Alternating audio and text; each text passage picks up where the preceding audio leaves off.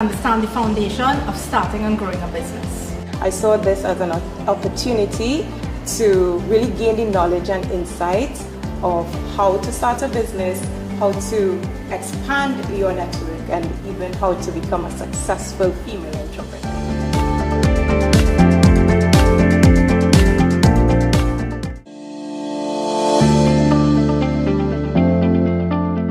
I'm Deidre Legan and I'm the implementer for the Academy of Women's Entrepreneurship Program for Trinidad and Tobago. The Academy of Women's Entrepreneurship, also called the OR Program, is a program that helps female entrepreneurs to understand the foundation of starting and growing a business. I saw this as an opportunity to really gain the knowledge and insight of how to start a business, how to expand your network, and even how to become a successful female entrepreneur.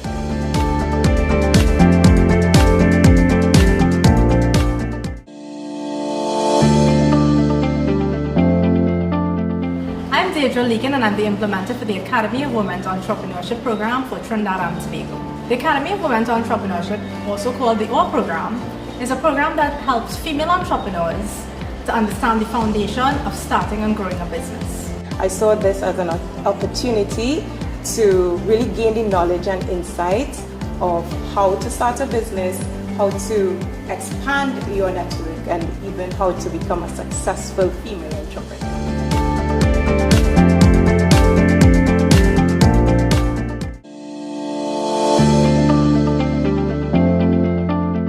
I'm Deidre Legan and I'm the implementer for the Academy of Women's Entrepreneurship Program for Trinidad and Tobago. The Academy of Women's Entrepreneurship, also called the Program, is a program that helps female entrepreneurs to understand the foundation of starting and growing a business. I saw this as an opportunity to really gain the knowledge and insight of how to start a business, how to expand your network, and even how to become a successful female entrepreneur.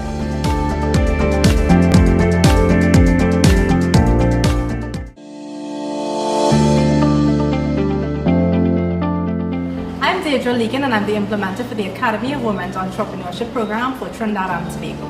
The Academy of Women's Entrepreneurship, also called the OR Program, is a program that helps female entrepreneurs to understand the foundation of starting and growing a business. I saw this as an opportunity to really gain the knowledge and insight of how to start a business, how to expand your network, and even how to become a successful female entrepreneur.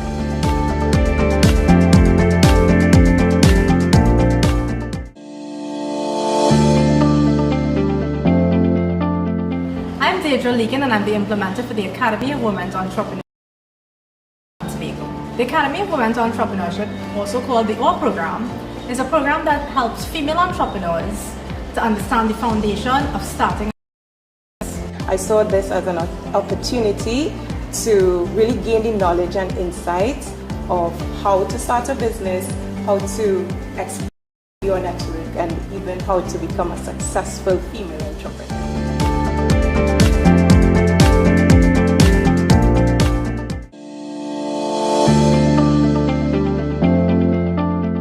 I'm Deidre Legan and I'm the implementer for the Academy of Women's Entrepreneurship Program for Trinidad and Tobago.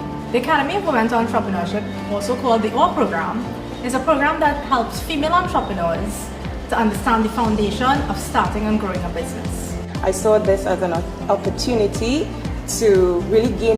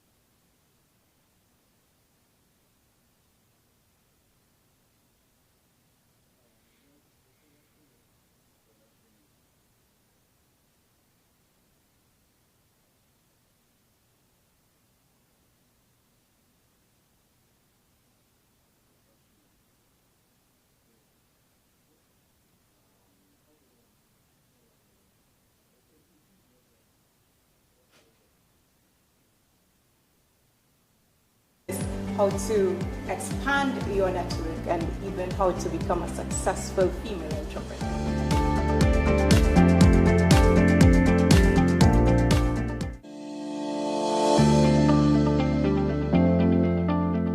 I'm Deidre Legan, and I'm the implementer for the Academy of Women's Entrepreneurship Program for Trinidad and Tobago.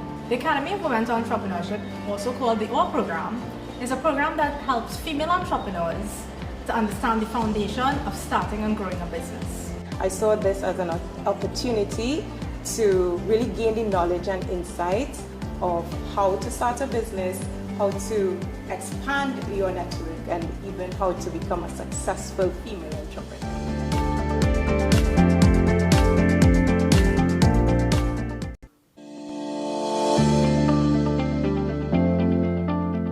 I'm Deidre Legan, and I'm the implementer for the Academy of Women's Entrepreneurship Program for Trinidad and Tobago. The Academy of Women's Entrepreneurship, also called the OR Program, is a program that helps female entrepreneurs to understand the foundation of starting and growing a business. I saw this as an opportunity to really gain the knowledge and insights of how to start a business, how to expand your network, and even how to become a successful female entrepreneur.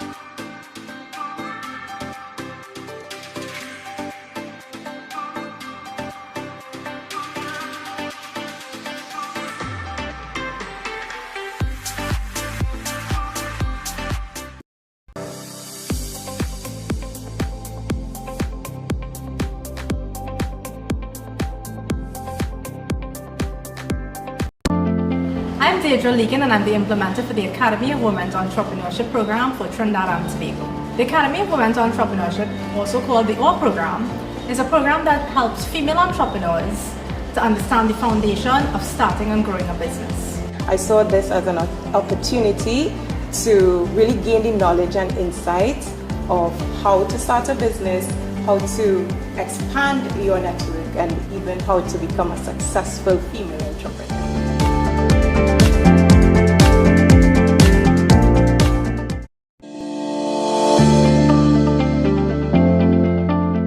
I'm Deirdre Legan and I'm the implementer for the Academy of Women's Entrepreneurship Program for Trinidad and Tobago. The Academy of Women's Entrepreneurship, also called the OR Program, is a program that helps female entrepreneurs to understand the foundation of starting and growing a business. I saw this as an opportunity to really gain the knowledge and insight of how to start a business, how to expand your network, and even how to become a successful female entrepreneur.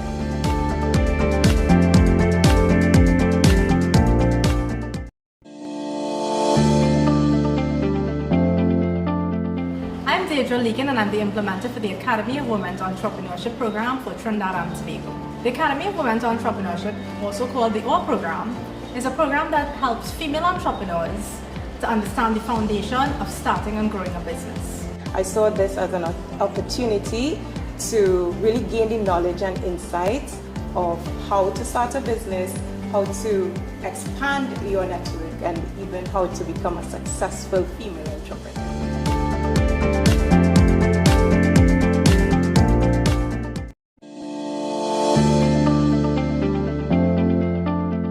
I'm Deirdre Legan and I'm the implementer for the Academy of Women's Entrepreneurship Program for Trinidad and Tobago. The Academy of Women's Entrepreneurship, also called the OR Program, is a program that helps female entrepreneurs to understand the foundation of starting and growing a business. I saw this as an opportunity to really gain the knowledge and insight of how to start a business, how to expand your network, and even how to become a successful female entrepreneur.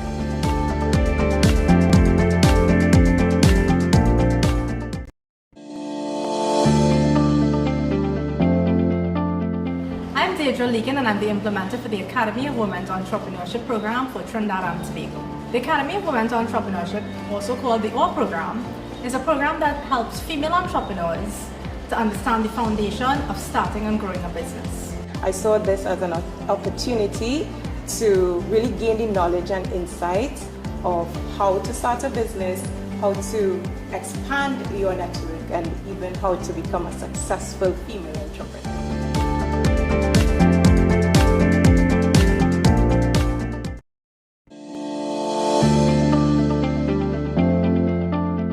I'm Deirdre Legan and I'm the implementer for the Academy of Women's Entrepreneurship Program for Trinidad and Tobago. The Academy of Women's Entrepreneurship, also called the OR Program, is a program that helps female entrepreneurs to understand the foundation of starting and growing a business. I saw this as an opportunity to really gain the knowledge and insight of how to start a business, how to expand your network, and even how to become a successful female entrepreneur.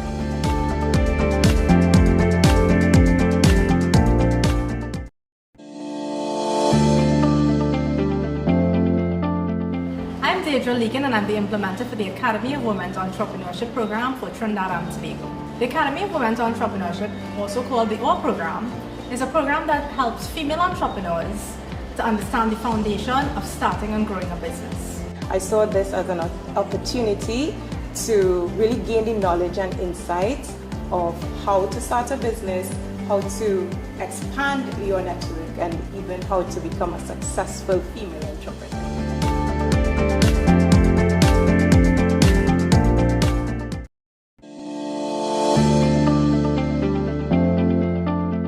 I'm Deirdre Legan and I'm the implementer for the Academy of Women's Entrepreneurship Program for Trinidad and Tobago. The Academy of Women's Entrepreneurship, also called the OR Program, is a program that helps female entrepreneurs to understand the foundation of starting and growing a business. I saw this as an opportunity to really gain the knowledge and insight of how to start a business, how to expand your network, and even how to become a successful female entrepreneur.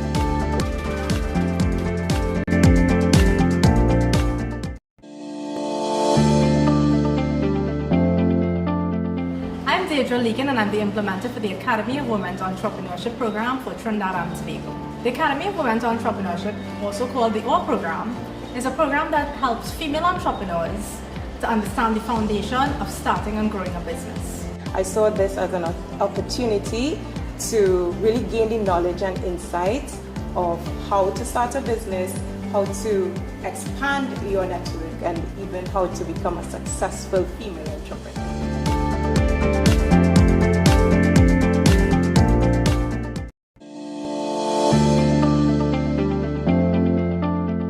I'm Deirdre Legan and I'm the implementer for the Academy of Women's Entrepreneurship program for Trinidad and Tobago. The Academy of Women's Entrepreneurship, also called the OR program, is a program that helps female entrepreneurs to understand the foundation of starting and growing a business. I saw this as an opportunity to really gain the knowledge and insights of how to start a business, how to expand your network, and even how to become a successful female entrepreneur.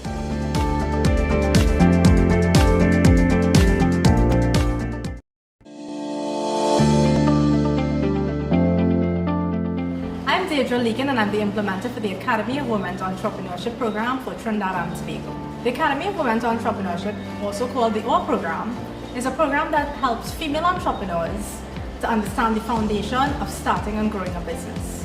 I saw this as an opportunity to really gain the knowledge and insights of how to start a business, how to expand your network, and even how to become a successful female entrepreneur.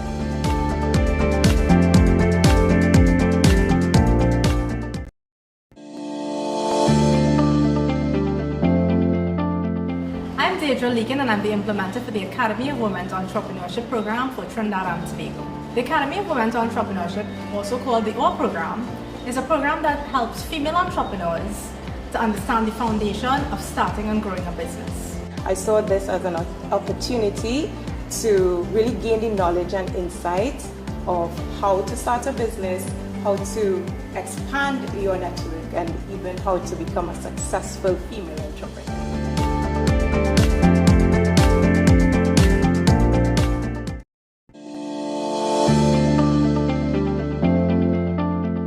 I'm Deirdre Legan and I'm the implementer for the Academy of Women's Entrepreneurship program for Trinidad and Tobago. The Academy of Women's Entrepreneurship, also called the OR program, is a program that helps female entrepreneurs to understand the foundation of starting and growing a business. I saw this as an opportunity to really gain the knowledge and insights of how to start a business, how to expand your network, and even how to become a successful female entrepreneur.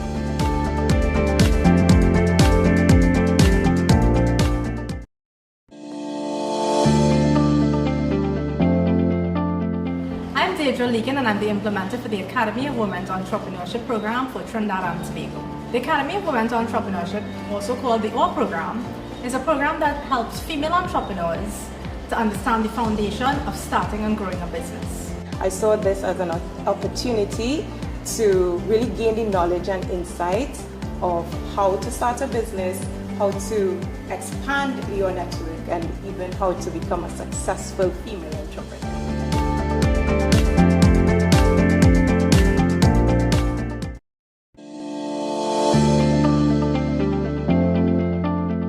I'm Deirdre Legan and I'm the implementer for the Academy of Women's Entrepreneurship program for Trinidad and Tobago. The Academy of Women's Entrepreneurship, also called the OR program, is a program that helps female entrepreneurs to understand the foundation of starting and growing a business. I saw this as an opportunity to really gain the knowledge and insights of how to start a business, how to expand your network, and even how to become a successful female entrepreneur.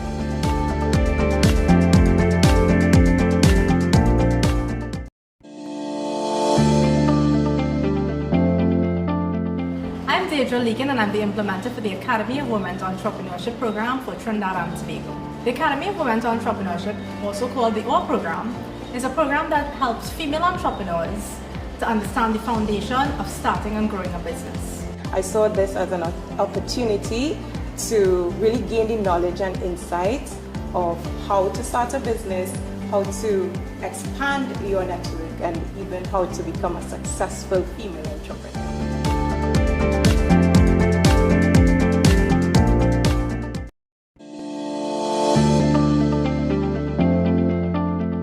I'm Deirdre Leakin and I'm the implementer for the Academy of Women's Entrepreneurship Program for Trinidad and Tobago. The Academy of Women's Entrepreneurship, also called the OR Program, is a program that helps female entrepreneurs to understand the foundation of starting and growing a business. I saw this as an opportunity to really gain the knowledge and insight of how to start a business, how to expand your network, and even how to become a successful female entrepreneur.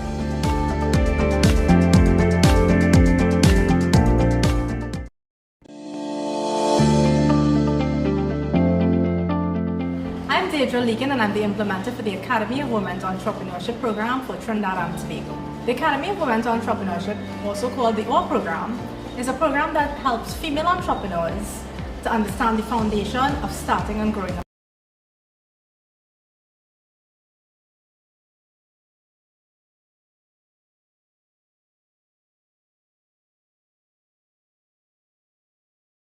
to become a successful female entrepreneur.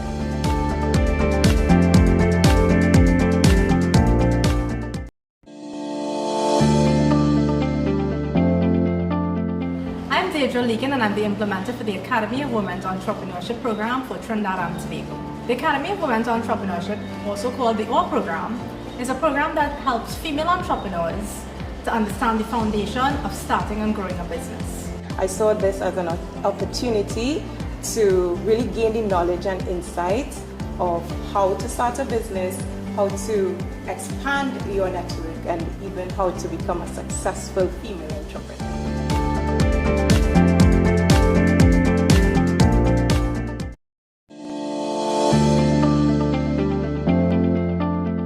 I'm Deirdre Leakin and I'm the implementer for the Academy of Women's Entrepreneurship Program for Trinidad and Tobago. The Academy of Women's Entrepreneurship, also called the OR Program, is a program that helps female entrepreneurs to understand the foundation of starting and growing a business. I saw this as an opportunity to really gain the knowledge and insight of how to start a business, how to expand your network, and even how to become a successful female entrepreneur.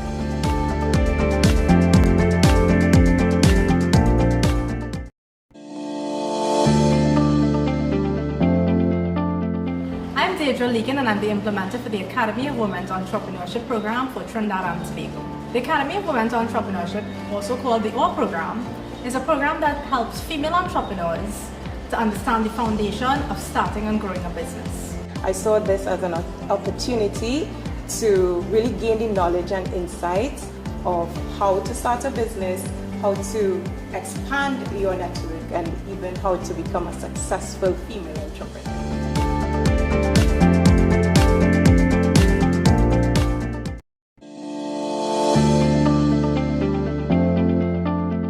I'm Deirdre Leakin and I'm the implementer for the Academy of Women's Entrepreneurship Program for Trinidad and Tobago. The Academy of Women's Entrepreneurship, also called the OR Program, is a program that helps female entrepreneurs to understand the foundation of starting and growing a business. I saw this as an opportunity to really gain the knowledge and insight of how to start a business, how to expand your network, and even how to become a successful female entrepreneur.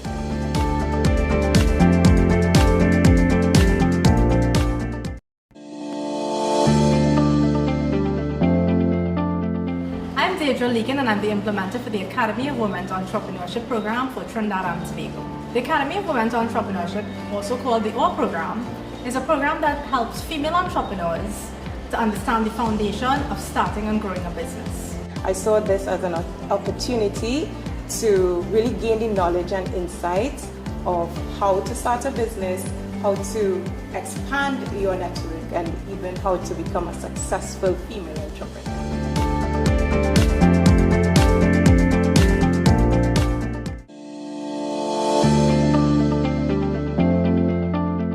I'm Deirdre Leakin and I'm the implementer for the Academy of Women's Entrepreneurship Program for Trinidad and Tobago. The Academy of Women's Entrepreneurship, also called the OR Program, is a program that helps female entrepreneurs to understand the foundation of starting and growing a business. I saw this as an opportunity to really gain the knowledge and insight of how to start a business, how to expand your network, and even how to become a successful female entrepreneur.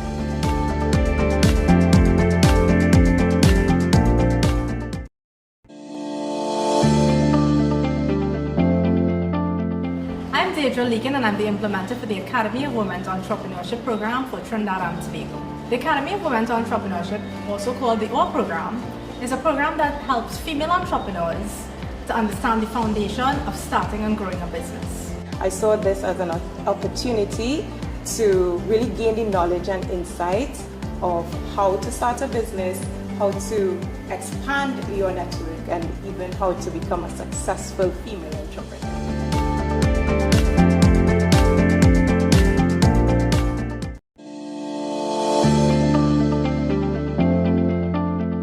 I'm Deirdre Leakin and I'm the implementer for the Academy of Women's Entrepreneurship Program for Trinidad and Tobago. The Academy of Women's Entrepreneurship, also called the OR Program, is a program that helps female entrepreneurs to understand the foundation of starting and growing a business. I saw this as an opportunity to really gain the knowledge and insight of how to start a business, how to expand your network, and even how to become a successful female entrepreneur.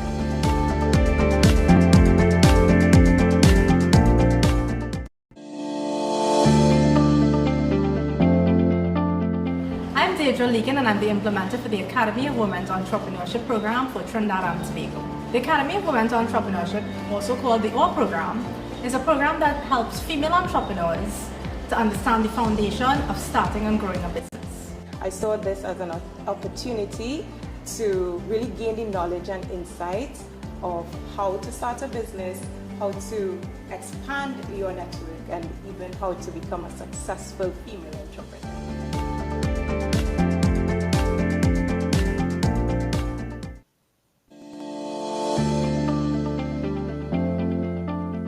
I'm Deirdre Leakin and I'm the implementer for the Academy of Women's Entrepreneurship Program for Trinidad and Tobago. The Academy of Women's Entrepreneurship, also called the OR Program, is a program that helps female entrepreneurs to understand the foundation of starting and growing a business. I saw this as an opportunity to really gain the knowledge and insight of how to start a business, how to expand your network, and even how to become a successful female entrepreneur.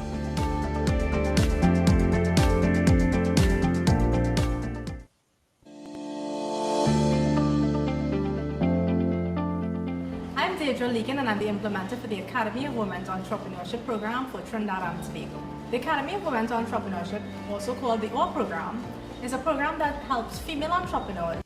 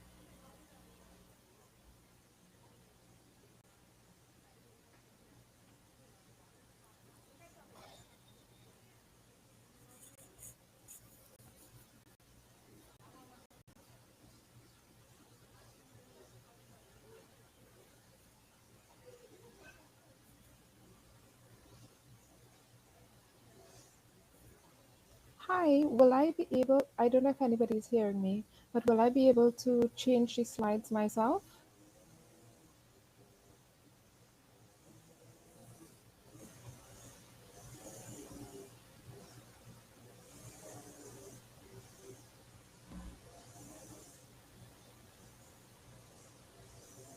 Hello?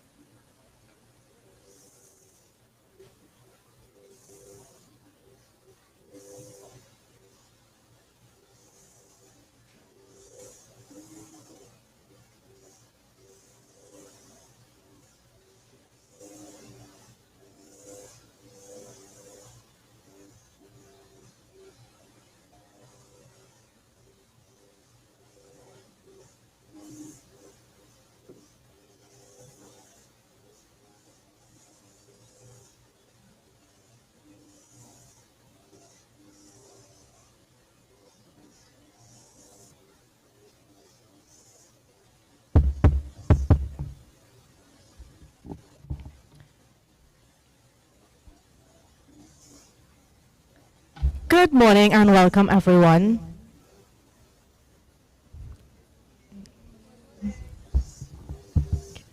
And a special welcome to everyone who's joining us virtually. I'd first like to apologize for us beginning late. We had a few technical difficulties that were well beyond our control. So how is everyone doing this morning? Good? All right. So I'm just going to give you all a brief synopsis on what AWE is. This is a program, stands for Academy for Women Entrepreneurs, that has been established 5 years ago through the Arizona State University. It has since been rolled out in over 85 countries across the world. And Trinidad and Tobago, well, we're very happy to have been included 2 years ago. So today we're graduating our 4th cohort, which will bring us up to 110 graduated AWE ladies for Trinidad and Tobago.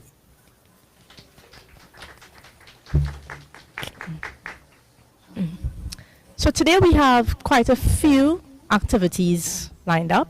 You will have the opportunity to see our 6 pitch finalists pitch for prizes 1, 2, and 3. And I know they're here and they're smiling at me and they're very excited. And we also have, which I'll introduce next, a wonderful keynote speaker. So I hope that you enjoy and, well, stay with us for the entire program.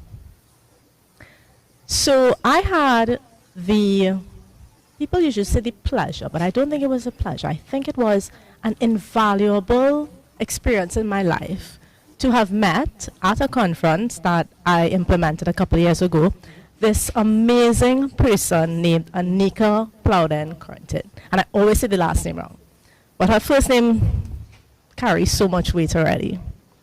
And through that, and over the years, she has established an NGO called Chosen Hands. And she has been doing amazing work.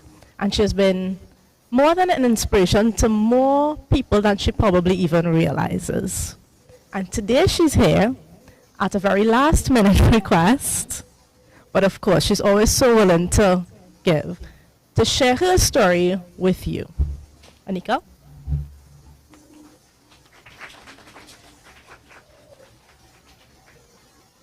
Good morning. Good morning.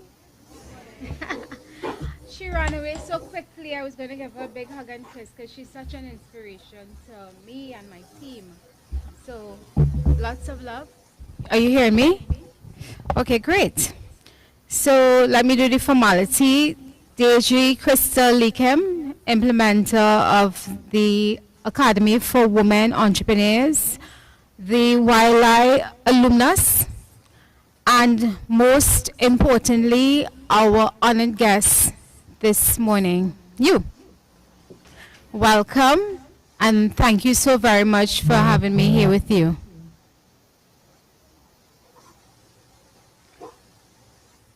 I so wish I do. Do I have to really use the mic? Wow.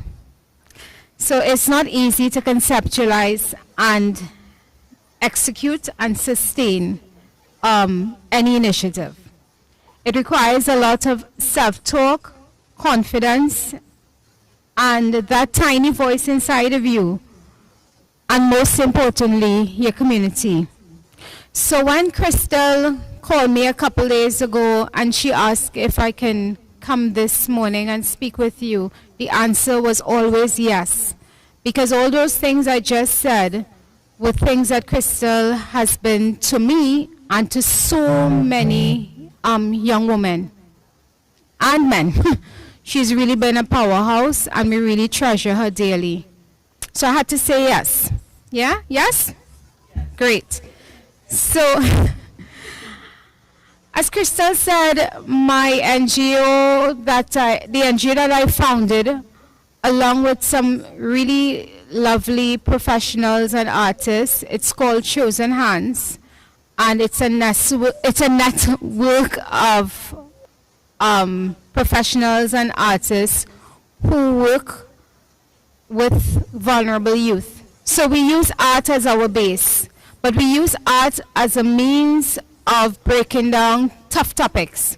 So what we have discovered is the art is a calming, relaxing way to reach to our next generation. And I've been very fortunate to have an immediate and extended community of professionals and artists and entrepreneurs who are willing to work with us. So that I'm very grateful for. So I'm going to just do a short definition of what it is they're now saying that we entrepreneurs as well as our NPOs and NGOs do. They now call it social entrepreneurship. Yeah? You're familiar with the term? And it's very critical right now in society. So, thank you to Google, social entrepreneurship is the process of which individuals, startups, and entrepreneurs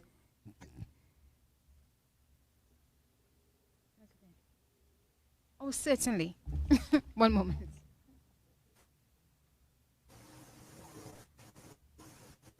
So as women, we always tend to just, drop in surprises. So we're very happy to just have a quick visit from the new APO at the USMC office, Eli Levine.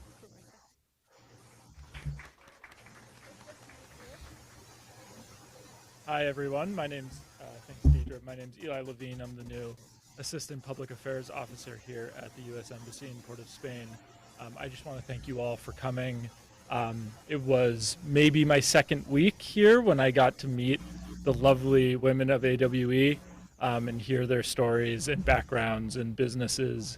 And it was such an incredible moment to share with all of you. I learned a lot and we had quite a good time, I think. But yeah, thank you all so much for coming and looking forward to the program.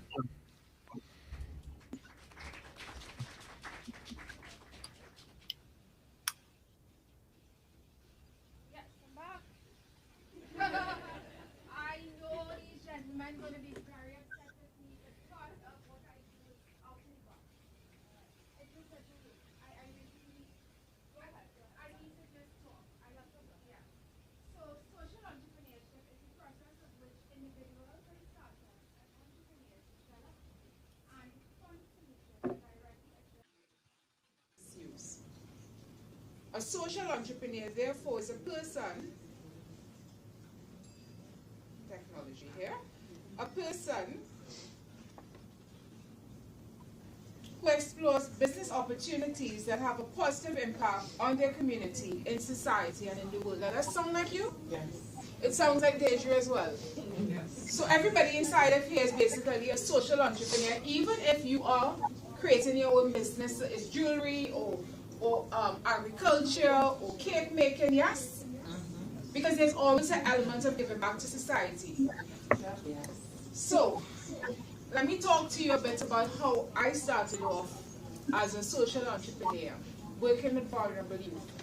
It was very daunting, and it took years of making a decision if I wanted to go in that direction. You see, I came from a pretty much professional environment, corporate communications. I managed a public education function for a couple companies.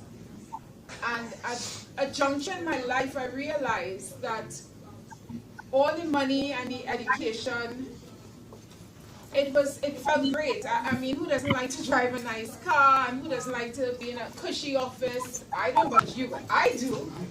But something inside of me was missing a whole lot, and I wanted to use what was innate, a innate part of me. And what was innate for me is my creativity. You see, I'm an artist. As long as I remember, as a little child, I've always liked to paint and draw and color. I like fashion. I thought I would have been a model, but then I was told, I can still try a thing, but probably I can still try a thing. So I was always passionate about the art and what was in my hands, but I was also scared that it probably wasn't enough. You ever felt that way? Yes. Yeah? What you have inside of you, it may not be enough. How would the world look at it? What would people see? We sang it at school. You want to do anything? To be honest, when I told my siblings, because I spent up to my 30s academically studying, and I said, listen, I want to work with work with my arts, work with, I didn't know what exactly, I just know I wanted to use my talent and my gift, and what I felt was my purpose. And they were like, so when are you gonna get a job? Yeah? So ladies and gentlemen, this is really your job, because this is a message that is inside of you, that you were told, that resonates inside of you, your passion, your purpose. It may be cake making, but it's not how somebody next door makes the cake. It may be agriculture, but it's not the way the person down the road does agriculture. Everything here that is being developed by this lovely program is innate and unique to you. Exactly. So when I was asked by a dear friend to volunteer my services at a children's home, my first thing is that sure, it's a one-off project.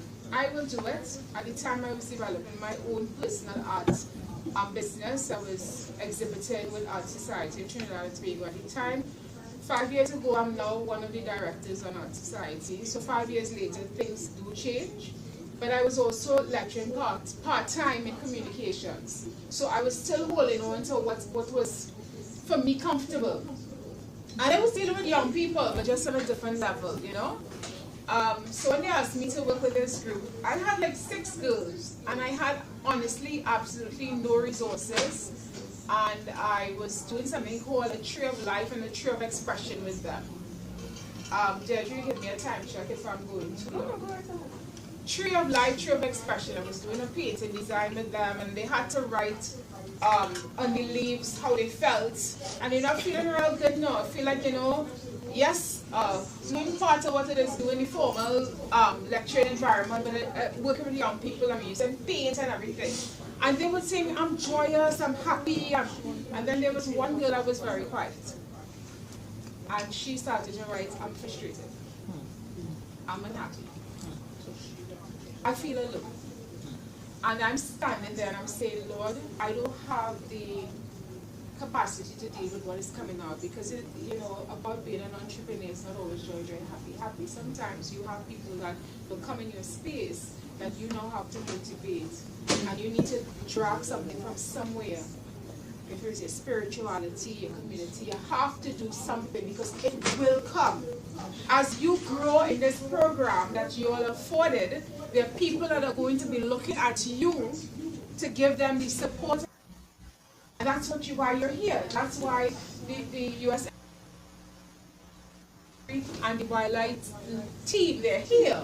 Because they're hands and passing on all the knowledge that they have, and the expectation is for you to pass. Yes? So when this young lady put that on her leaf, I had a little a circle discussion, and I started to ask them, so what do you want to do with your life? And they started to tell me who want to be a fireman, fire lady, who want to be in the army, and I listened. And then one girl said to me, Miss, I want to be a pediatric nurse. I said, Lord Father, this is a tall order, because these are children whose childhood has been interrupted. You know what is an interrupted childhood? When you reach 16, you still want to do like play hula hoop and crayon and color, because if the childhood was interrupted, no fault of theirs, a little bit fault of society, because we need to start stretching back our hands some more. So when a child's life has been interrupted, if childhood has been interrupted, they can't dream the way some of us could dream. They have an idea, but they need help.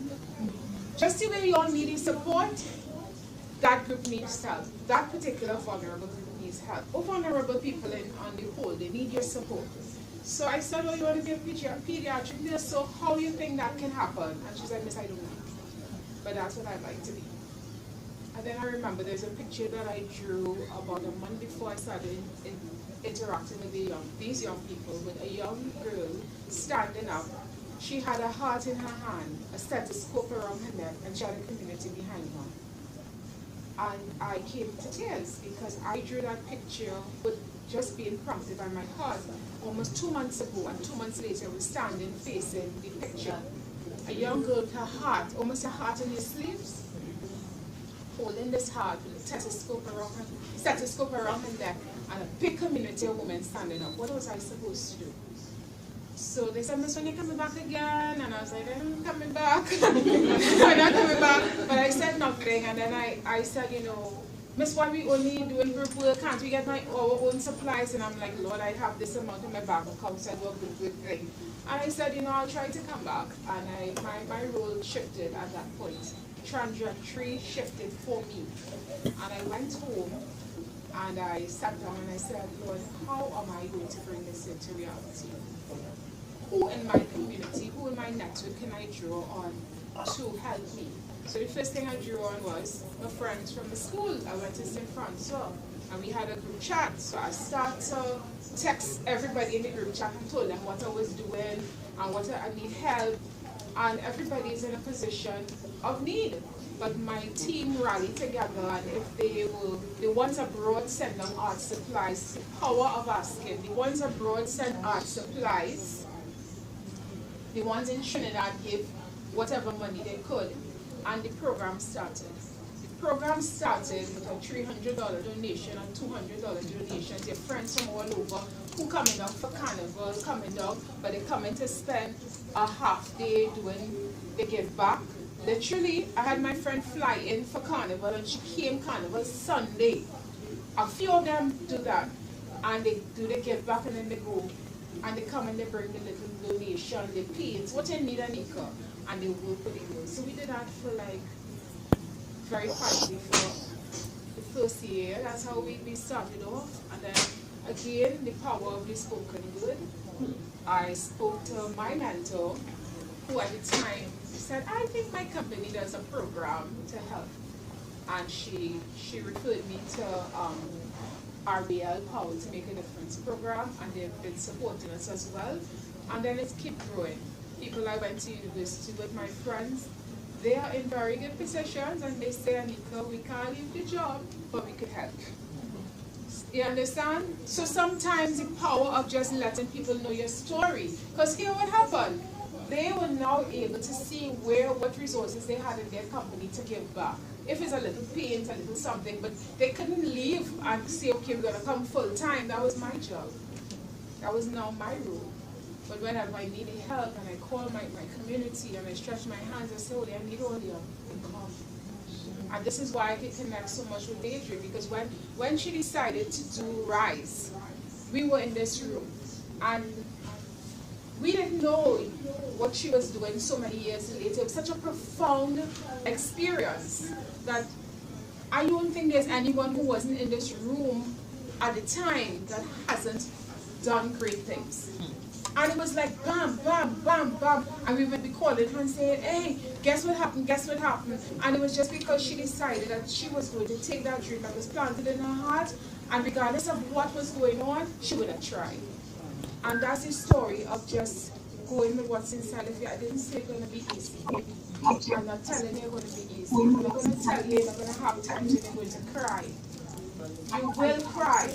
You will feel weak. You will question whether or not this is really a message. I say, what? You really believe that job? I want it works. I like to dress. I like a nice car. You want me to leave all that and do what? But it has been one of the most profound and rewarding experiences of my life to date, where I see my son seeing me as one of his heroes, which I could not have done if I was in a next life that I was doing. I was working, and he would be like, Mommy, why don't you have your own thing? Why don't you do your own thing? And he was like a little child, and I did hustling, going to school and stuff, dropping him, and I just couldn't spend that kind of quality time. So this is where the rubber meets the road, and this is where you're required now to really dig deep and decide if this is what you're going to do. You need a community. So as I close, because I can hold a long good story, and I know my cameraman is very unhappy because I am not standing where I'm supposed to stand, but in life I never do. Neither would you. You're going to be required to step out and stand out, and most importantly, stretch your hand and pull someone forward. So let me give you my top takeaways. Believe in that tiny voice inside of you. I don't know what is the voice that is telling you. You don't know, but you know what you're being told. And one thing leads to another. Some people start off doing jewelry and they end up having a business that deals with clothes. I mean, they're so, or they go into social entrepreneurship and then just teach a particular cohort or target market how to do. So just follow that voice. Create a community. My community is so important. You need to open your mouth and speak because you have more similarities than differences. You have more going for you than going against you. You will have naysayers, but you will have the cheerleaders who love and support you. And you just have to keep your mind, your eyes very focused on those who want to support you. There's more for you than against you. Trust me. Trust me, there's more for you than those against you. Be open to opportunities. They don't come the way you want it to come. They don't. We are having our first fundraiser on the 2nd of July at Central Bank. We're being hosted by Central Bank, where we're going to show how you can use wearable art from just being on the walls to being on the runway, how to make it. Of our directors, Abby and Proud, said, after my exhibition, which was in March, she's like, everybody would say, oh, in 2 years' time, you have another exhibition. How does an artist live or creative live if every 2 years you have an exhibition? It's just not possible. If someone buys a painting for $500 or $1,000 or $10,000, or a company buys a painting for $25, possibility that they may not buy one in the next year. But there are people who love your picture and they would like to wear it and be able to say, just how we can say, oh, this is so-and-so, this is so-and-so. They would love to wear it. So we came up with the opportunity arise. How can we now transition from art on the lovely walls to wearing the art? And again, because we deal with vulnerable youth, how can we show them to take their art and transition it into the runway? So they see the end-to-end process, which often the designers never get to experience. So about a year ago in 2021, through the support of RBL, we had our first exhibition at the Red House Rotunda, where we had about 90 pieces. And we had the students matched up with local artists, and they mentored them. And guess when they mentored them? During COVID.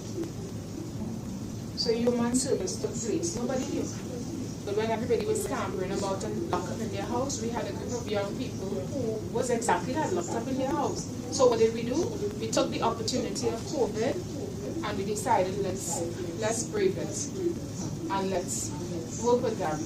And what was very profound for me was, I think it was Christmas before we had the exhibition, one student did the vote of thanks and she said, Miss,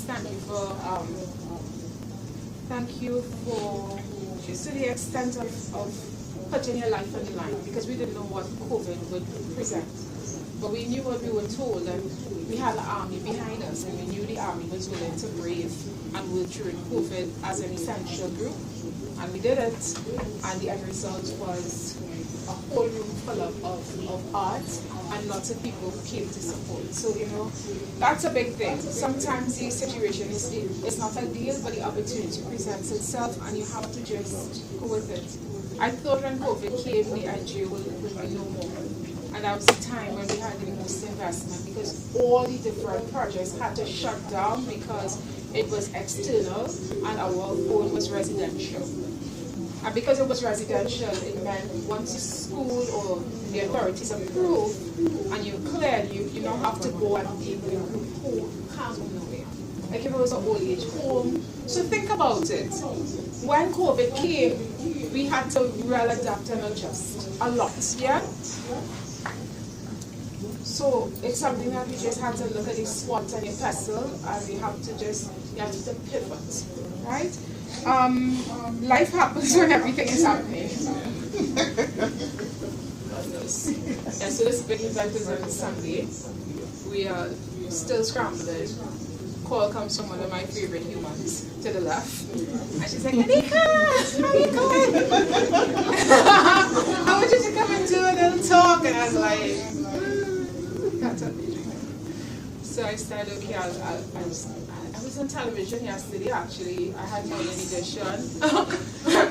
I had TTT and then I had TV6. And again, they had to pivot because, two in one morning. And then Deidre this morning, and I said, what am I going to say? And then I said, speak from my side of here and just get the job done. I'm sorry, ladies. Just get the job done. Oh, yes. And last but not least, stretch your hand. Stretch your hand. You have to stretch. And stretching the symbolism of stretching out your hand is understanding. Only foot will drop it. But it's fun, I'm glad. Stretching your hand simply means what you learn here, stretch and help someone else. Yeah? So ladies, thank you so very much for being such a compliment.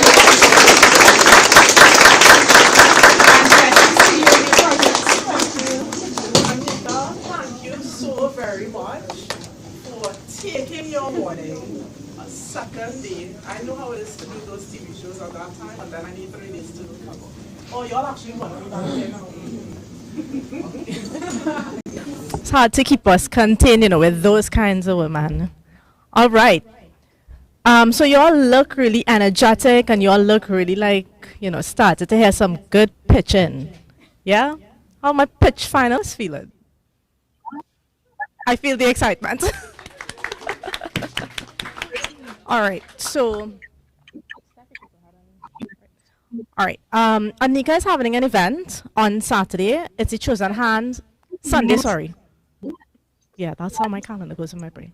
On Sunday, July 2nd. As she explained, it's the first fashion show. It has been directed by Richard Young.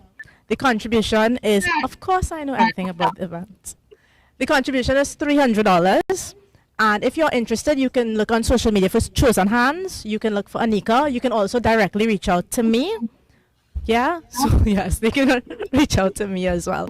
I will be there. I just found out that Sunday is free for me. So, guys, feel free to support. And if you can't attend, you can still contribute. You can purchase a ticket and send someone else. It'll be a great show for moms, for dads. A lot of dads these days, I realize, are very much into fashion. And it's being hosted at the Central Bank.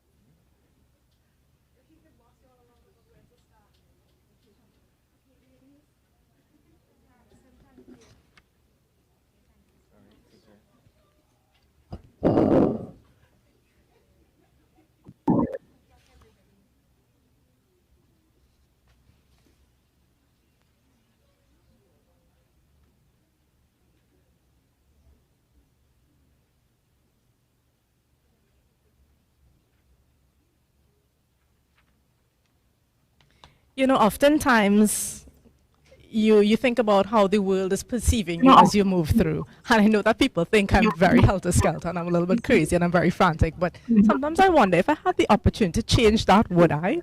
I entertain myself so much and I don't think I would change that at all. All right, so heading straight in. Based on the agenda, You just see one little change. The second to last.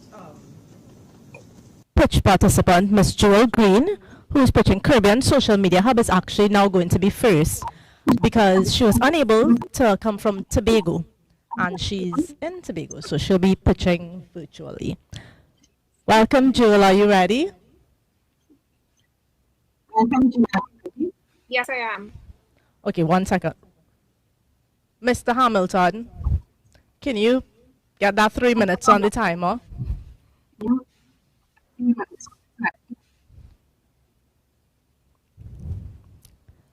So Joel, just to be clear, every time you say slide, your slide will change, right? Okay. All right. Is my volume Rondell, you fine? ready? All right. Joel, are you ready? Okay, go. Yes. Change slide. Congratulations. You paid a company to publish your book as a frightening thought creeps over you. How do I sell hundreds of my books? That was me 3 years ago. Change slide. Hi, I'm Jewel, founder and CEO of Caribbean Social Media Hub, where we believe that empowered authors change the world. Change slide. Did you know that 90% of Caribbean authors pay a company to publish their books and are left to market their books on their own? Slide. Even though 92% of them lack book marketing know-how, this hinders them from selling enough books to even consider being full-time authors. Change. But we have the solution. Slide. Our book marketing training and services has taught authors to sell to hundreds of readers. In 2 years, we've successfully empowered 250 authors. Change slide. With no book marketing training, a driven part-time author, according to Google Books, can hope to sell 180 books per year. Slide. Put that same part-time driven author into our training program, and according to our graduates, slide.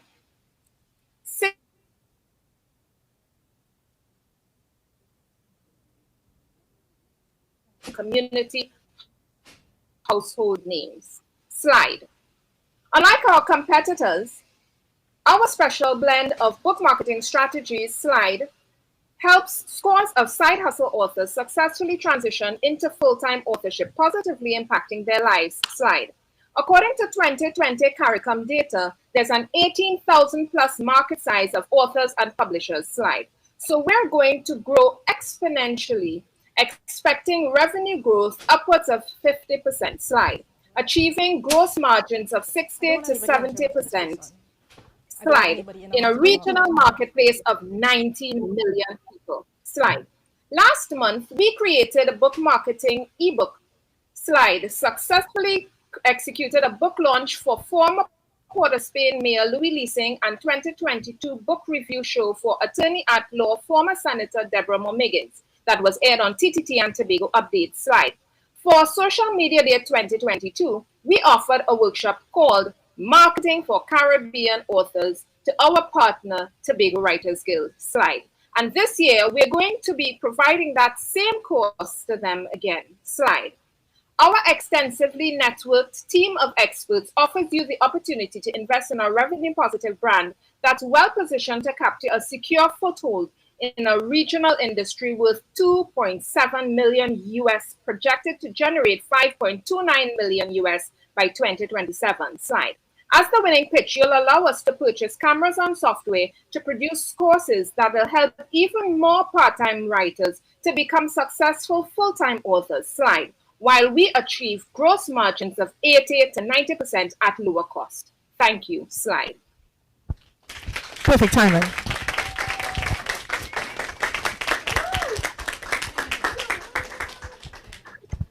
Good job.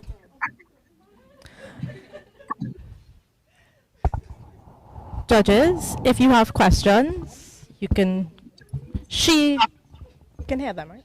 Okay. You wanna maybe stream her so that they could see her to talk to her?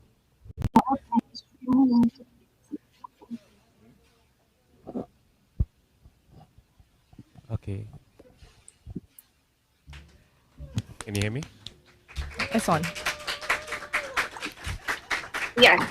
Yes, So I think it was a great pitch. I do have one question. So I understand the problem. It's actually a problem that I'm familiar with from my friends who are also authors.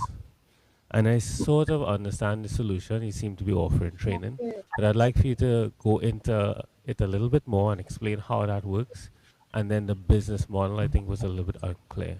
How exactly do you make money off of this? Okay. Okay, so what we do is offer book marketing training as well as marketing services to self-published authors who are left there out in the, out on the prairies really to do it on their own, and they pay for those services. So depending on whether we have classes of 50 or 100 or 150, the classes usually go from $300 for the regular classes, and we have master classes that go up to $600.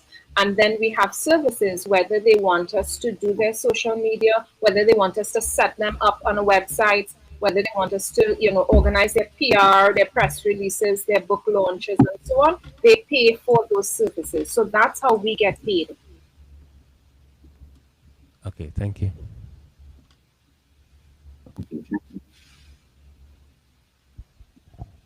So, excellent presentation, Jewel. Thanks a lot for that. It's nice seeing that the literary part of like publications and having authors do things from young and so on is happening. And you managed to turn, based on what you said in your presentation, about 250 authors. You have those amount of people with you, correct? Yes. Okay, yes. Yes. Okay. We've done courses with about 250 authors so far. Congratulations. Okay. So what I want to find out from you, so that I can have the numbers in my head, you made some projections. They sound great. Once you manage to pull them off, what I'm interested in is how much do you charge for a course? How much do you charge for a course? $600. So the master class is a $600 course per person, and we also have one that is $300, and that's usually when Tobago and offer them those courses. We also provide marketing services, but for authors. So whether they need press releases done, whether they need to have their professional photos, not just social media, but their website, their press kits done, we do that as well.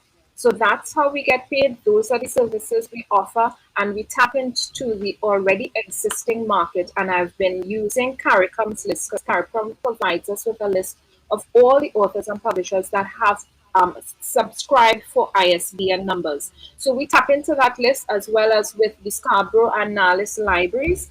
In terms of the first-time authors, they have a first-time authors program. So we get the names from them, approach authors, offer them the services, walk them through it, really just kind of guide them, because a lot of them have a lot of questions about how to go about marketing their book. We do some consultation with them, and then we take them through the courses if they want, or we offer them marketing services. Excellent. I appreciate that you've added how you I hope I find your answered the customers. question. I think that's quite useful also. So thank you very much for that also. Okay, thank you so much, Joel. And I just want to tell you, great job handling it under pressure. I knew that it was very last minute to try to organize virtually. I am very proud that you handled it excellently. So good job. Thanks, guys.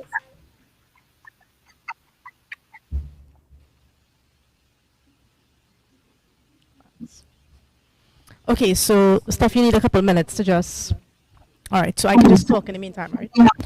Okay. So in the interest of time, because Jewel had a specific time to do her pitch because of the stream, I will now introduce you to our very wonderful judges. Usually when I have a room full of women and we have three guys, I have them in front on a panel and we get to question them. But today, it's quite the opposite. I was asked why I decided to have all male panel because usually we have an all female panel. And I decided to do it this way specifically because in the real world, I've been hearing recently that women are building this great network so that we can favor each other. No, we're building a great network because we can. And when we put in the real world, we can handle whoever we need to present in front of. So we have these amazing judges starting from my left, from on the side, right? We have Mr. Actually, I'll start from that side. We have Mr. Brian Benoit, who is the founder of the Brian Steel Pan Academy. Is that it? I can't remember. It's no, because we used to be alumni in wildlife for many, many years ago. So he's also now the Regulatory Affairs Monitoring Specialist at the Chamber of Commerce, Trinidad and Tobago. And he has several years as one being an entrepreneur, and now he has experience in establishing and implementing policy for entrepreneurs, which I think is a very valuable position to be in. And we have Mr. Sean Melville, who is the founder and director of Ipsum Technologies. He's also, well, they're all YLI alumni. And now on this side, we have Mr. Keston Watkins, who is the director and founder of Allegory, a neuro innovation company that I highly recommend everyone to check out. And I'm going to spell it for you so that when you check it, it's easy to find. It's Allegori. And he is I always have to say this, and I don't know if it annoys him, but he's the original YLI. If it wasn't for Keston, I think maybe Trinidad and Tobago would not have been included in the program for alumni. So they had the pilot program, and he was one of the, I think just 12 people to go on the pilot program, and he represented for the Caribbean, and because of him, we all had the chance to go. So thank you for that, Keston, and thank you for giving us your time. All of you gentlemen for giving us your time this morning. Ready? Okay, so let's go on with the fun part.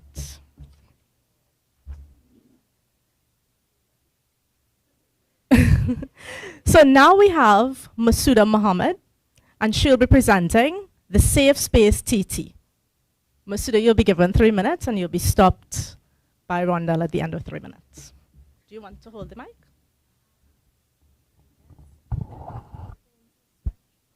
You can't read from your phone at all. This is a free hand.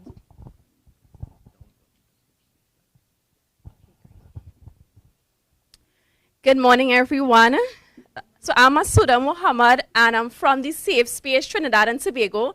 And at the Safe Space, we say goodbye to stress and hello to productivity. So we have seen amongst the working class population that they are highly stressed, indicating that they have been less productive and less engaged.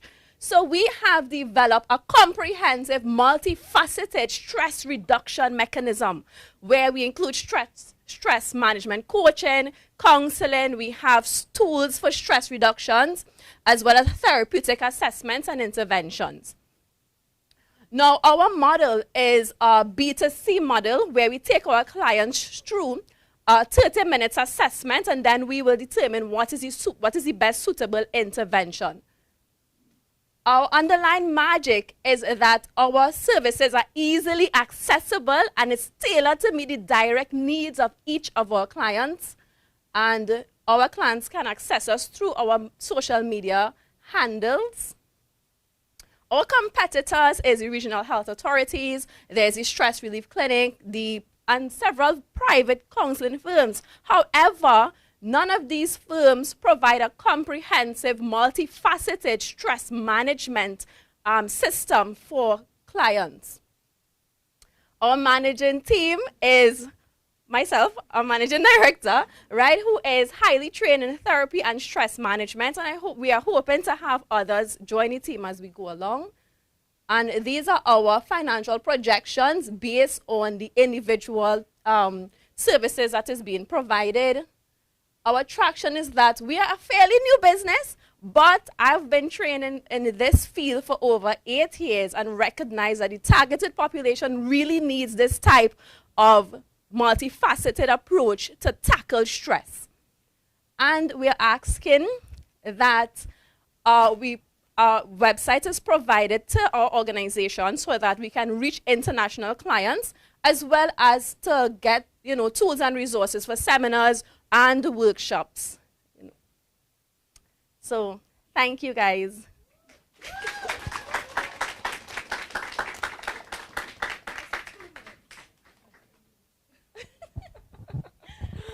That was 2 minutes and 10 seconds. So judges, if you have questions, go right ahead.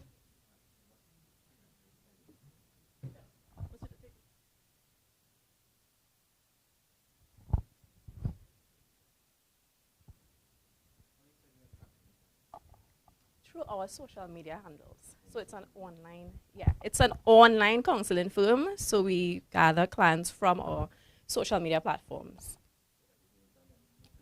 No physical spaces.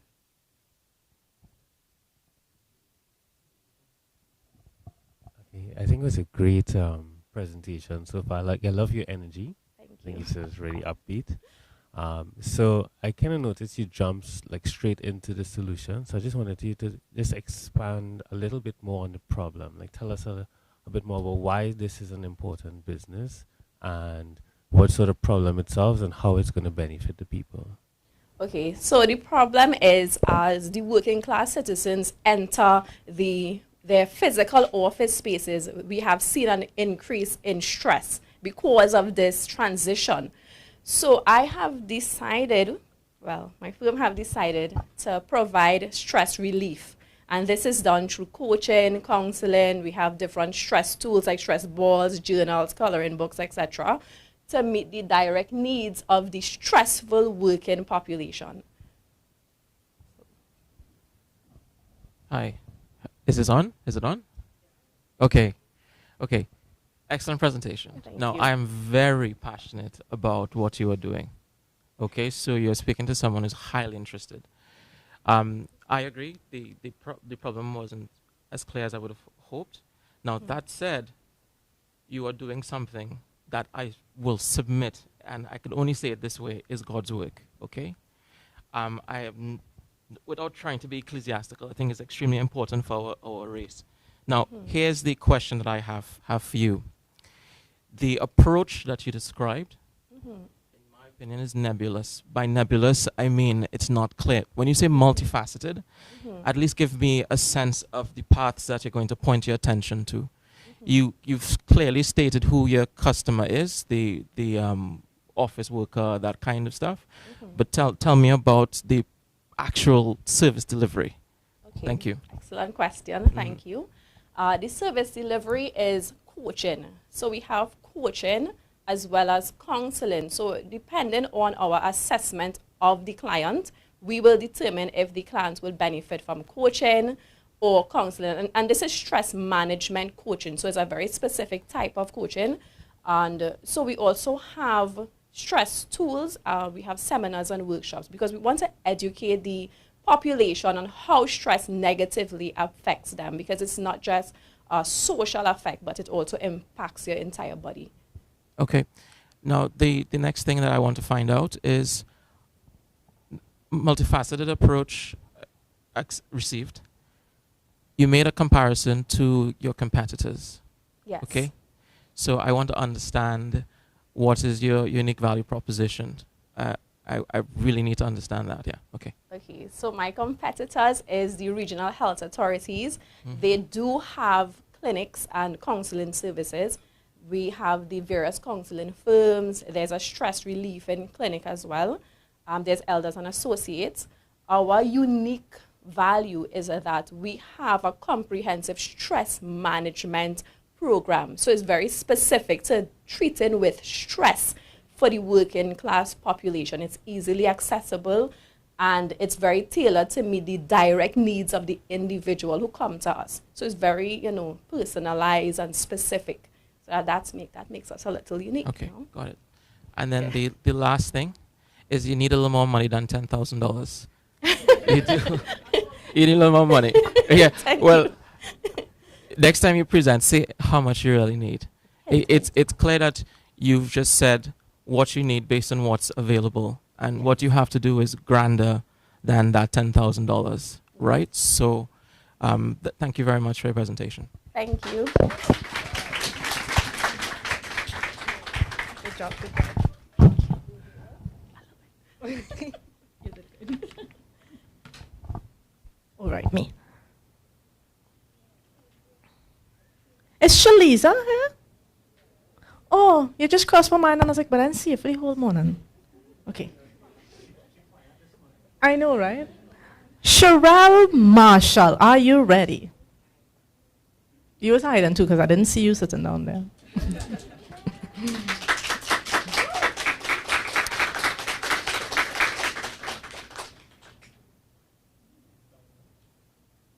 You have to click down to change your slides. I'll tell you when to start. Ready? Okay. Right, so we have Sherelle Marshall, the executive writer.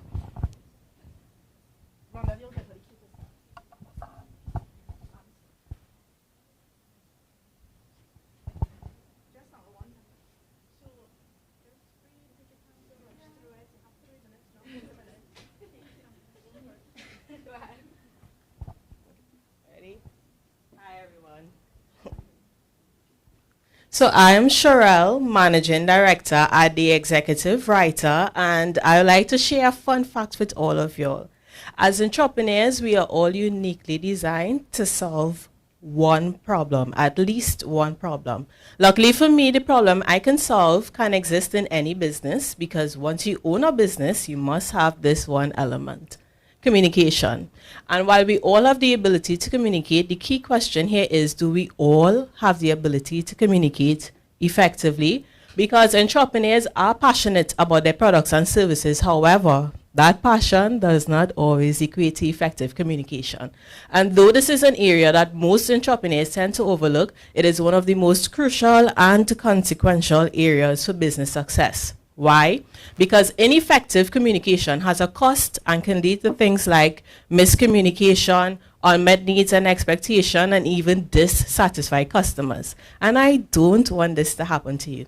This is why I started my business, The Executive Writer, and I crafted the ECS, Effective Communication System, which offers writing services that undergo a 7-step client engagement strategy to deliver engaging, effective, and error-free content.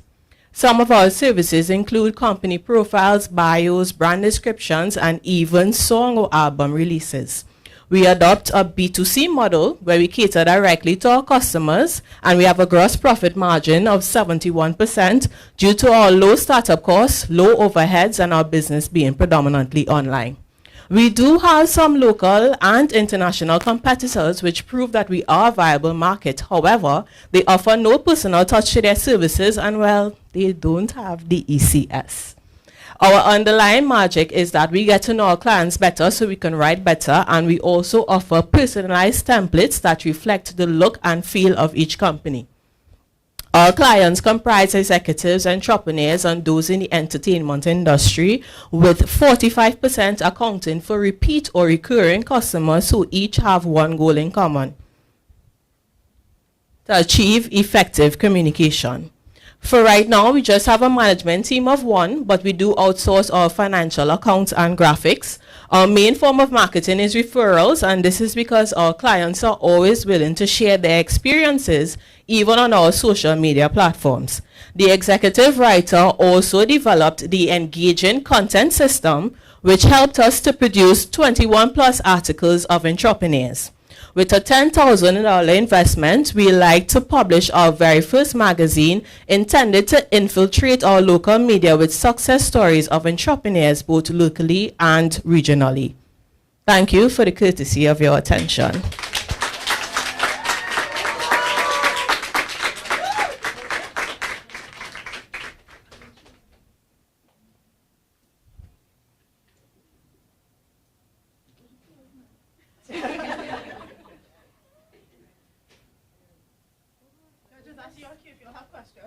I don't want to monopolize the mic. So.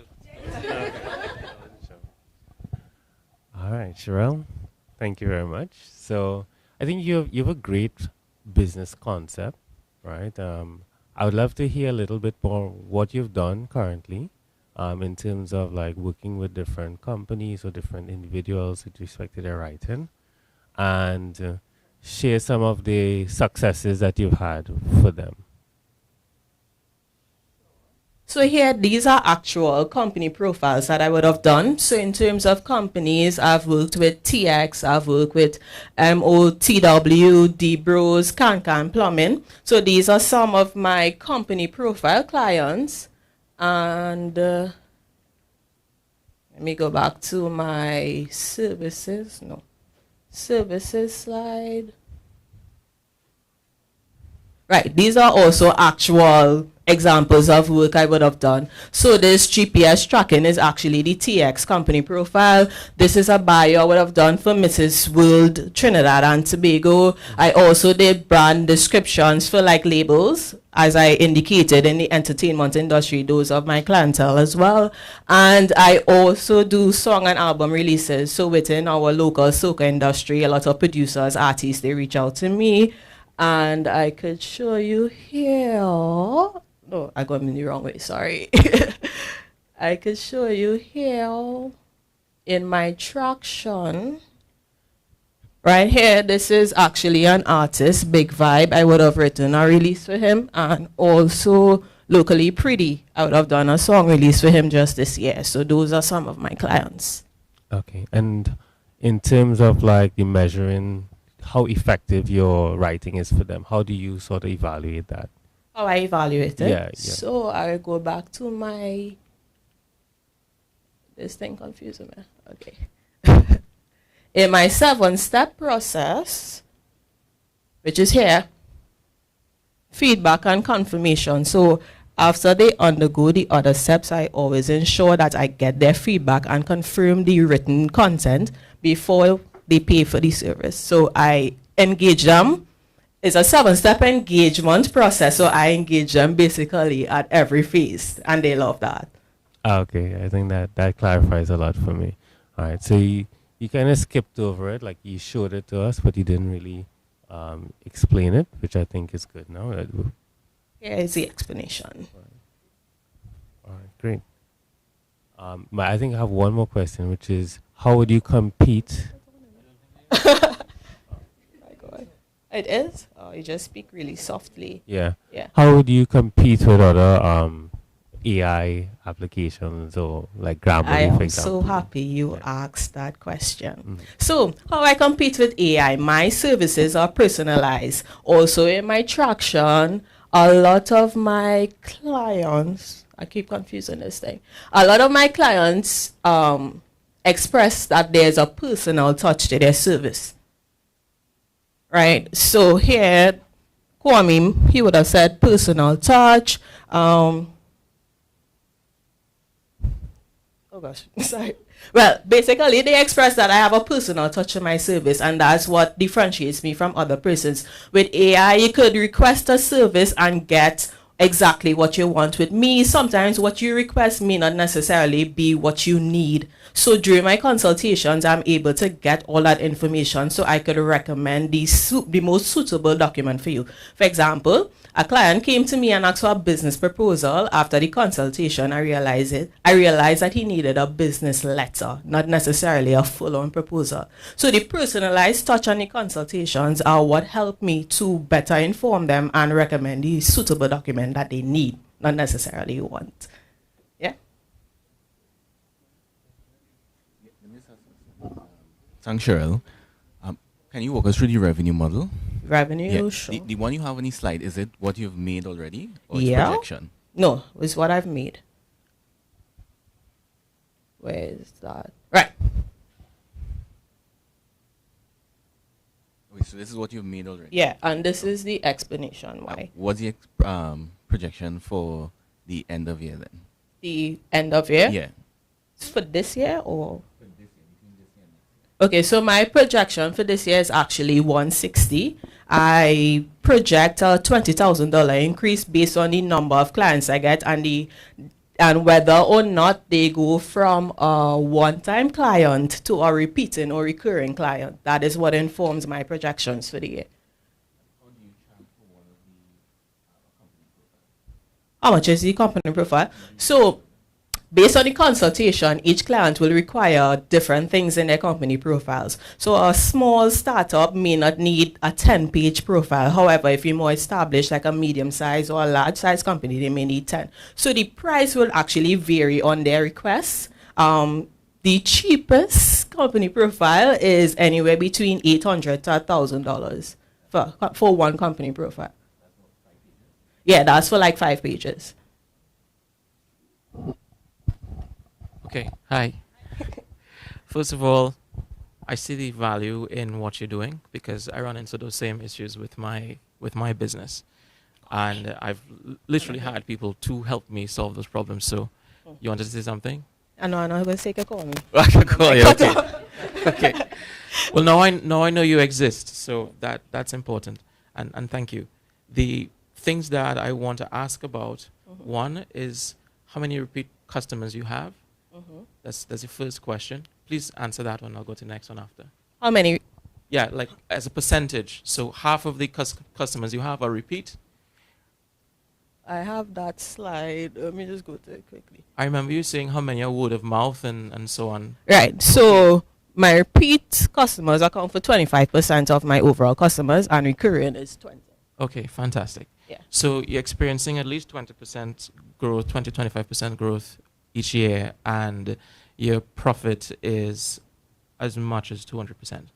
So because you had 40,000 that you spend, and you make 100,000. So that's fantastic. Lovely margins. Okay. So my question really now is how you're going to scale up your business, because you've proven that if you put $1 in, you get $2 to $3 out. So what do you have in mind for that? So to scale my business, I actually want to, well, I'm just the only employee for right now. Yeah. But I do intend to teach this system to my other employees and to other persons, because it is a system that is tried and tested and perfected. Also, my clients would have told me that the service is quick, and that's because I would have crafted this system, test the system, and ensure that it works before I deliver it. So because my services are quick based on the system I go through, I tend to teach other persons that system, which will make it scalable. Okay, so you're saying, what I heard you say was you're looking at scaling through education and through teaching the system to others. Okay, excellent. I appreciate that. Now, the $10,000 or so that you said, I do not see it fitting in your business objectives. So I want to know, how is it fit in your business objectives? Okay, because I also developed another system which I highlighted to the end.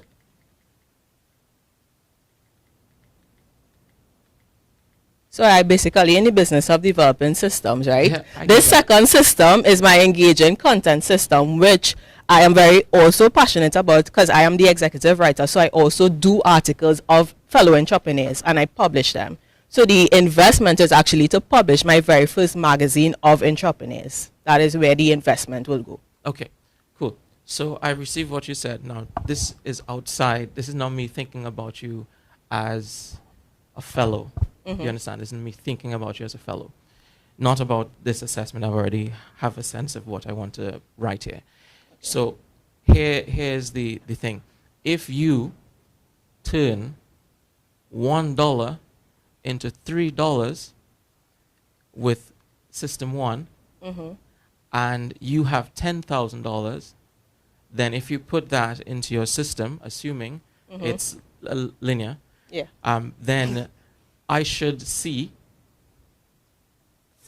$50,000 in your hand. Okay, so your spend here is 1/3. Sorry, the $10,000 is 1/3, rough, a little less than 1/3 of what you spent on your operations, right? For the last year, is because it's 40,000 you spent on operations, and 10,000 is what you're requesting. If you had $50,000, 10,000 is what we were told to request. Right? Yeah, right. sure. I just want to make that clear. Absolutely. So I realize everyone's ask is undernourished, but so I get not $1 over. So that's why I chose to focus on this element, because I see where that could be invested to actually publish the first magazine. So I understand what you're asking, but because we were told This is, yeah. Yeah, got it. Yeah. Just my word to you is keep that in mind, because you have something that not just works, it works excellently, right? So I'm not saying don't chase it, chase the other systems and the other ideas, but make sure that you have mastery in something, right? You have excellence, and excellence is not necessarily mastery. You just have something that you know that works. Yeah. And I want to see that in its fullest form, because one of the biggest challenges that businesses have is communicating to their customers. Because it has a dollar value that's attached to that. So please do keep that in mind for your ask. All right? Okay. Oh, Yeah, thank you. Thank you. Good job.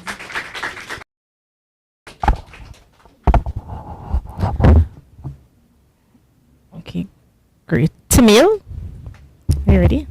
All right. So while you set up, I just want to do some quick house. All right. And if you're someone who's pitching and you need to go to the bathroom to throw up, I understand. So just let me know and I'll let you leave. All right. So next we have Miss Tech Limited. Are you ready? You might need this on the. So, Rhonda, you're pressing down, right? Upside down? I don't know. Should be, yeah, That's it. correct. What you think? That's it. Yeah. Good. So you're watching Rondell for your start. Good. Also, I'm seeing my phone blowing up, but you're all tagging things. Please remember you can't post the exit sign. Ready? Good morning.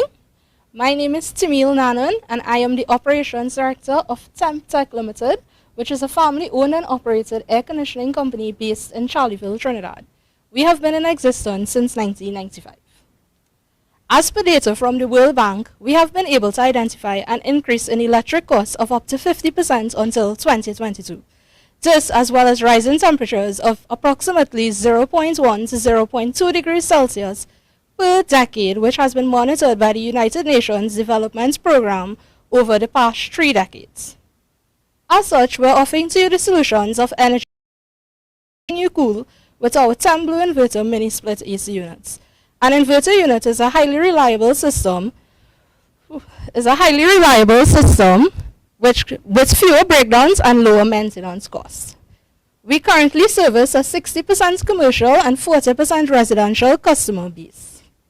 What gives us the cool factor is our 21 SARE rated equipment. A SARE rating relates to how much energy and money it costs to run your system over a period of 1 year. This, as well as our Eco Mode feature, uses less compressor capacity, and this helps your system to function more effectively on hotter days. The longer you run this unit, the more energy savings you have.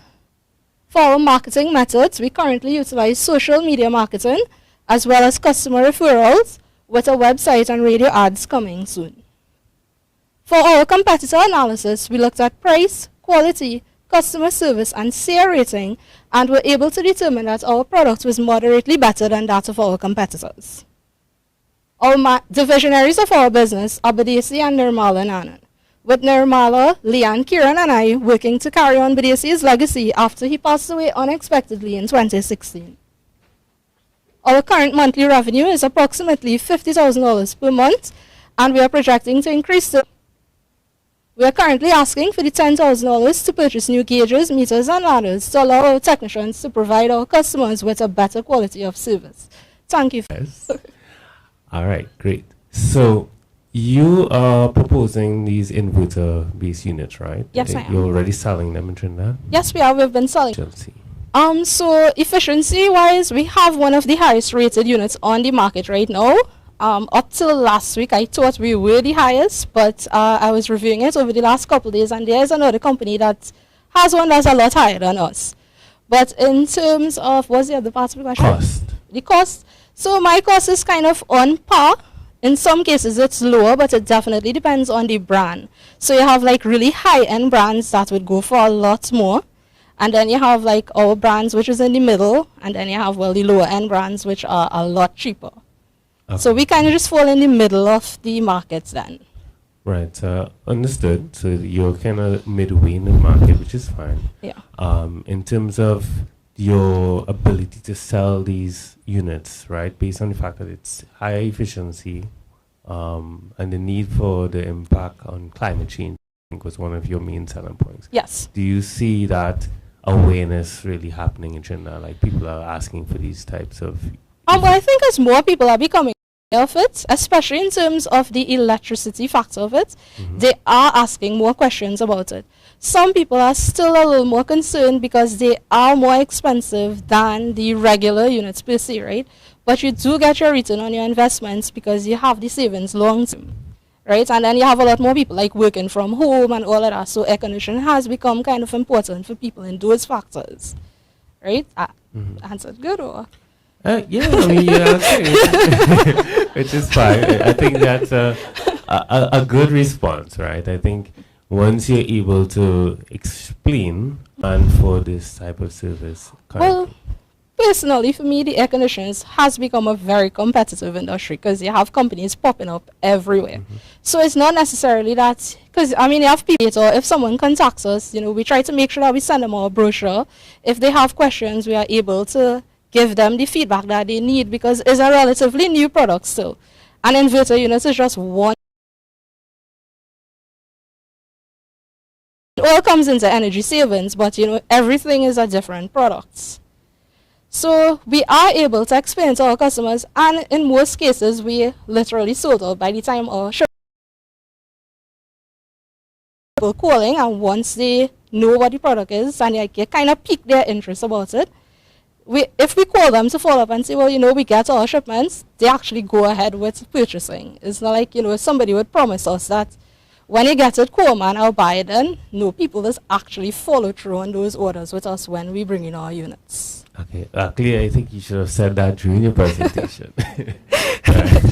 Well, I did have it in my initial presentation, but I had to make some changes. So. Yeah, because that's an important thing, because you mentioned it's a very saturated industry. It is very saturated, for sure. Yes. And being able to not just bring in the units and have them on hand, but be able to know that you could sell them out, I think is important. When we initially started selling the product, there was a lot of challenges because I you know, started familiar a little bit with it, right? So because there was a transition in terms of the refrigerants from R22 to 410, there were a lot of challenges because people didn't even want to hear about 410 because they're just accustomed to one thing.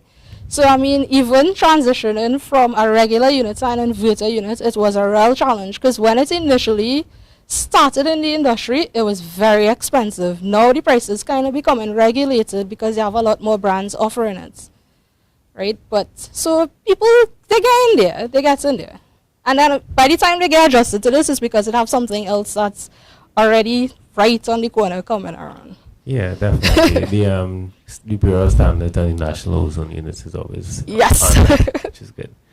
All right, so I have one more question for you, and it's in relation to your margins on each sale, right? Because of course you have your technician who has to do the installation, and then you have the cost of the AC. So what kind of margin? At least, like I generally have, say 25%. Okay. And 25%. in the event of, let's say, you run into some kind of problem because maybe an AC doesn't work, how do you sort of deal with the warranty on that? Okay, so we generally do not offer warranty on labor. But in most cases, we try to honor it because, I mean, if it's a manufacturer's defect, that's not the customer's fault, right? So in terms of that, we try to at least let it slide with the customers labor-wise. I mean, it's a cost to the company, but because we want to ensure that our customers get the best service possible, we kind of absorb that cost. So sometimes we do run into overheads. I mean, if you get the rare chance that a unit continuously gives problems, of course, but then we determine if we try repairing this unit a couple times and it's still not working, then the best thing is just to replace the unit for the customer. Okay. And what percentage of units do you run into that? Incur these type of defects? I can actually tell you, we brought in about 90 units, and this was in 2016, right? And we only had one unit that had manufacturer's defect on it. Okay, great. So we tried, like this Temple brand that I'm picturing here, it's actually a sub-brand of Carrier.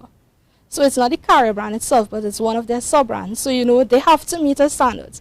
And apart from this, our units are AHRI certified, right? So they pass through the US. They're not coming straight from China. So just to even go through the US, you must meet some kind of standard to get there then. Okay. All right, great. I think you've answered most of my questions. I'm not sure how the 10,000 is going to help you with those gauges. It's a start. You're not even going to get one. I know, but it's a start. Don't worry. Hi, Tony. Thanks for that. Just No have one problem. question. Sure. I know there's a lot of AC companies in the country. I've seen some of them doing energy saving units as well. Right. So what's your unique value selling proposition? What makes you so different? So at least for this particular equipment, right, it is a 21 CR rated equipment. So it is one of the highest on the market right now. So that's one of my biggest selling factors. So nobody else has this No. in the country? No. There is one other company that does have a CR rating that's a little bit higher than ours, but the cost factor of it is probably double the price of my units. This is commercial or residential? It could be used for both commercial and residential. All right, thanks. No problem. Hi, thank you, Frank, for that question, because it was along the lines of what I wanted to ask. Now, the other question I have in mind, well, two things. One, I'm happy that the thing that you asked the money for was for the safety of your workers and Right. supporting them. I think that shows that there's a certain kinds of values in the company, and I appreciate that. Because you could have put anything in that slide, right? Yes. Two, how do I ask? Okay, I know what I want to ask. Why do you do what you do? All right. So, would you like me to give you some context for what I'm asking? Or Sure, you go ahead. know? Go ahead and Okay. give me some context. So, you're in this business with your siblings, and you turn a decent profit. Yes. Based on your margins, you're making somewhere around $50,000 50 profit a month. Yes, roughly, yes. Which is great. But you've appeared here for $10,000, right? Yes.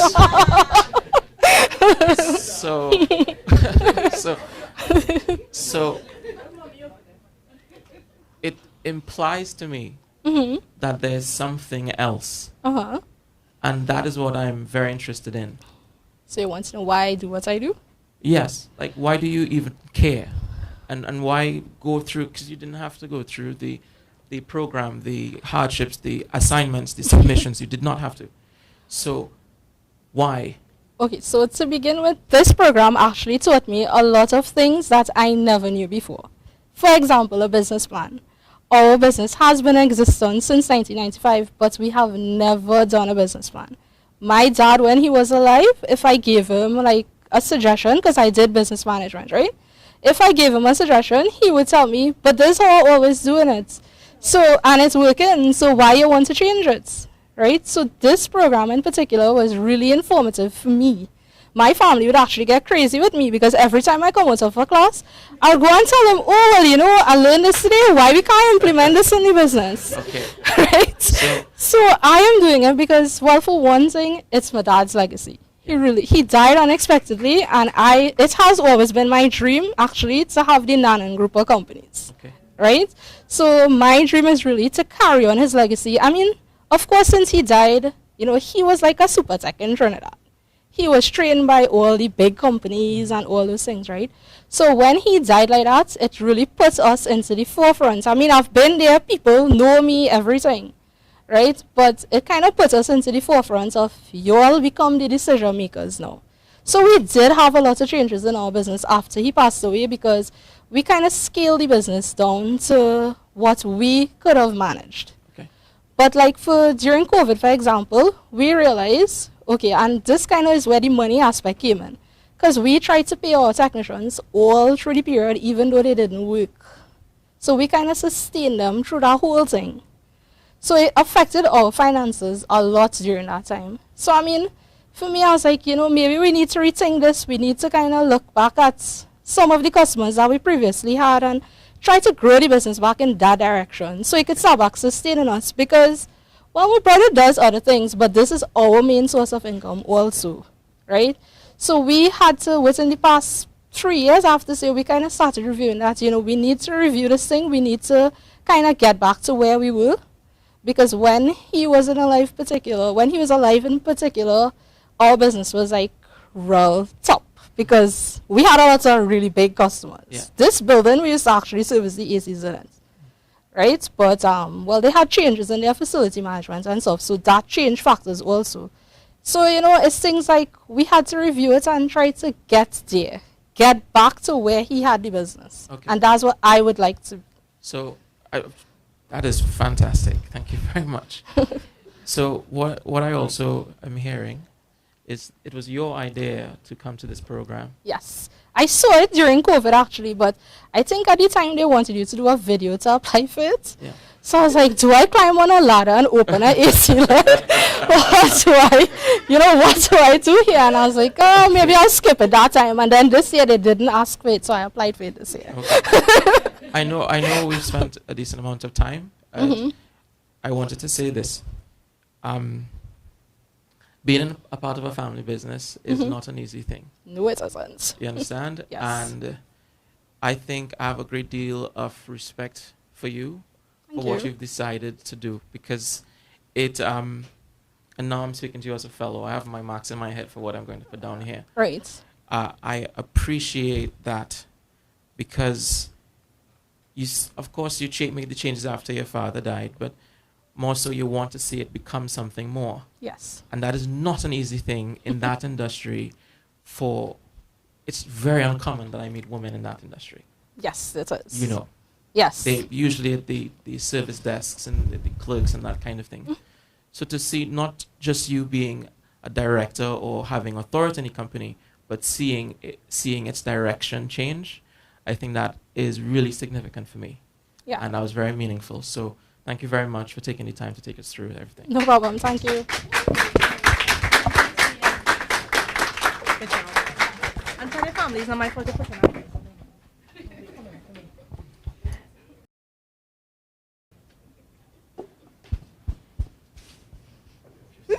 All right, no problem.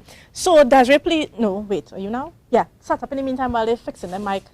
So, Desiree, I have like a whole team of people helping her set up. A whole team. Watch. You're using this plug here, babes. And put it behind her so she don't trip on it while she puts it. Oh, Great. Okay. oh my God. Yeah. Let's go.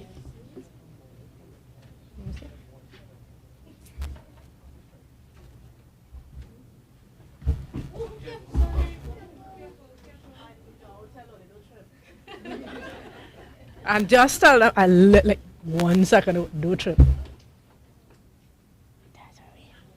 Desiree, stop wetting up the people's carpet.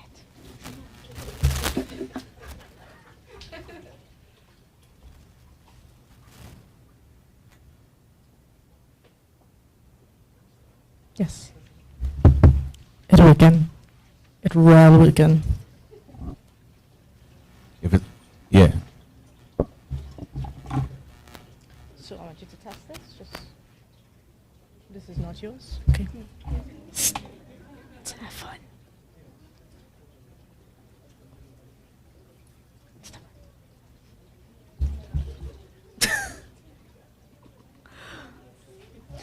So I want to really say that our AV guys, Stefan and Brent, are a good example of when women say men cannot multitask. It's not true. The things that I put them through. So just test, so you'll know which one you're pressing. It's the down one, but just test it so you'll be accustomed.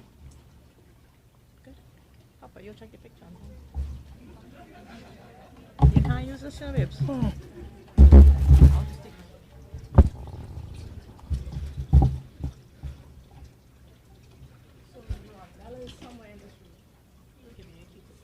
Oh. Food is not just a commodity, food is life. This is why in 2020, when I was pregnant with my son, Deshaun, I surrounded myself with life in the form of agriculture. when Deshaun died in 2021, I felt the only way to keep his name alive was to be able to nurture and love plants as though they were him, and so I started my business. Good morning. My name is Desiree Johnson Phillip, founder and CEO of Leading Seedling and Exotic Plants, where we build agriculture with quality. In my quest to breathe life back into my son, my mission was pristine. I was able to identify 3 key issues that affect this market in Trinidad and Tobago and globally. Simply said, people just can't afford nutritious food. A lack of good agricultural practices make food really difficult and toxic for consumption, and our inability to grow our own food is significantly impacted by a lack of space. So what have we done? We have come up with a hydroponic model and design that is more food secure, saving you money, and even putting a little money. Did you know that 2.8 million people in the English-speaking Caribbean are food insecure? And of this, 693,000 come from Trinidad and Tobago. Approximately 800,000 persons are actually in the urban areas of TNT. And by us penetrating less than 1% of this market, we'd be able to make approximately $1.1 million at the end of 2026 by just making 167 systems. To date, we have made 11 systems this year, and we project that by the end of the year, we'll be able to do an additional 10, which will give us a gross income of approximately 200,000. What stands us out from the rest? We create both automated and non-automated hydroponic systems at low prices, but in addition to this, we also do traditional and 21st century farming of a plethora of many types. This is our management team. It's small, but what we need is an engineering specialist and electronic specialist to help us perfect our design. Our traction has been great. This year, one of our designs actually won the school's 4-H competition for innovative farming. And because of this, we've gotten a lot of schools and individuals interested. Simple. We're asking you to help us keep Deshaun's memory and name alive. Help us by committing to fighting food insecurity and provide your financial intervention to making food insecurity and this projection better. I don't have any issues. I'm sorry.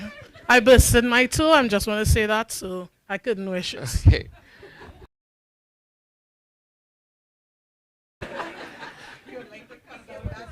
Yeah. So, a few things.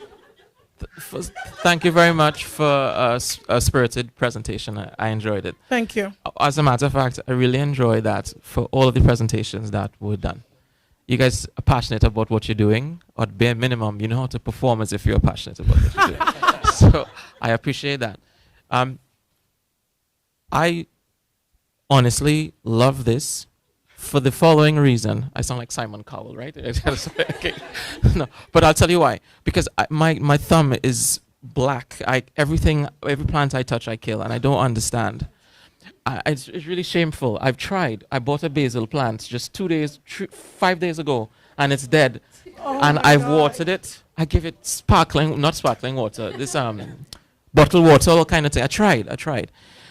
Bottled water? Listen to me. I did everything that I could.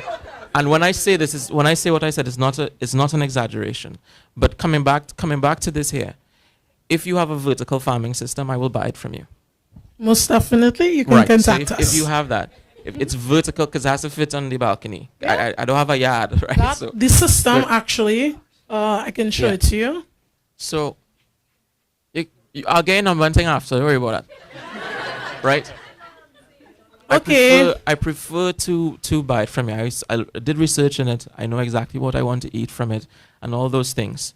I also have a strong belief in distributed farming. I think it's important for us to have access to our own food and to be able to do the same things our neighbor used to do, which is, hey, I have a pumpkin, you have a piece of pumpkin, and you pass it on. It's valuable for the human race.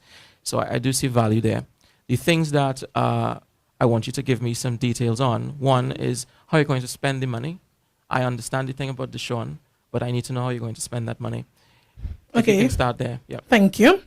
So the way that we're going to spend the money is that we are currently in the process of automating our systems. So automation means that we're using smart systems in order to be able for this to operate with you in China. You would be able to put all the nutrients in it, water if it's required, everything. What we're currently trying to do is have an app developed, and that's what that money would be going towards, the development of the app to automate the system. Okay, so have you done the research on what you need to do for the app? Yes, I actually it's already more than have some. $10,000, right? Yes, I Okay. actually. What happened is that, you know, actually. I know things- because I have a technology company now. I Right. understand how money to spend. And it's so amazing how things are lying. And I believe that when things are lying for you, it's for you. Recently, I'm talking about maybe 3 weeks ago, I shut down with my car. And I was parked on the side of the road for about 2 hours, opposite a house in a community that I'm really not too familiar with. And a young lady comes out and she's like, "Oh my God, can I help you?" I was like, "Well, I don't know how to change a tire." You know, she helps me take the tire off and we go to, you know, get it repaired or whatever. On my return, she's telling me that she graduated with her degree and she's been home, she does app development. And I'm like, "Oh my God, are you serious?"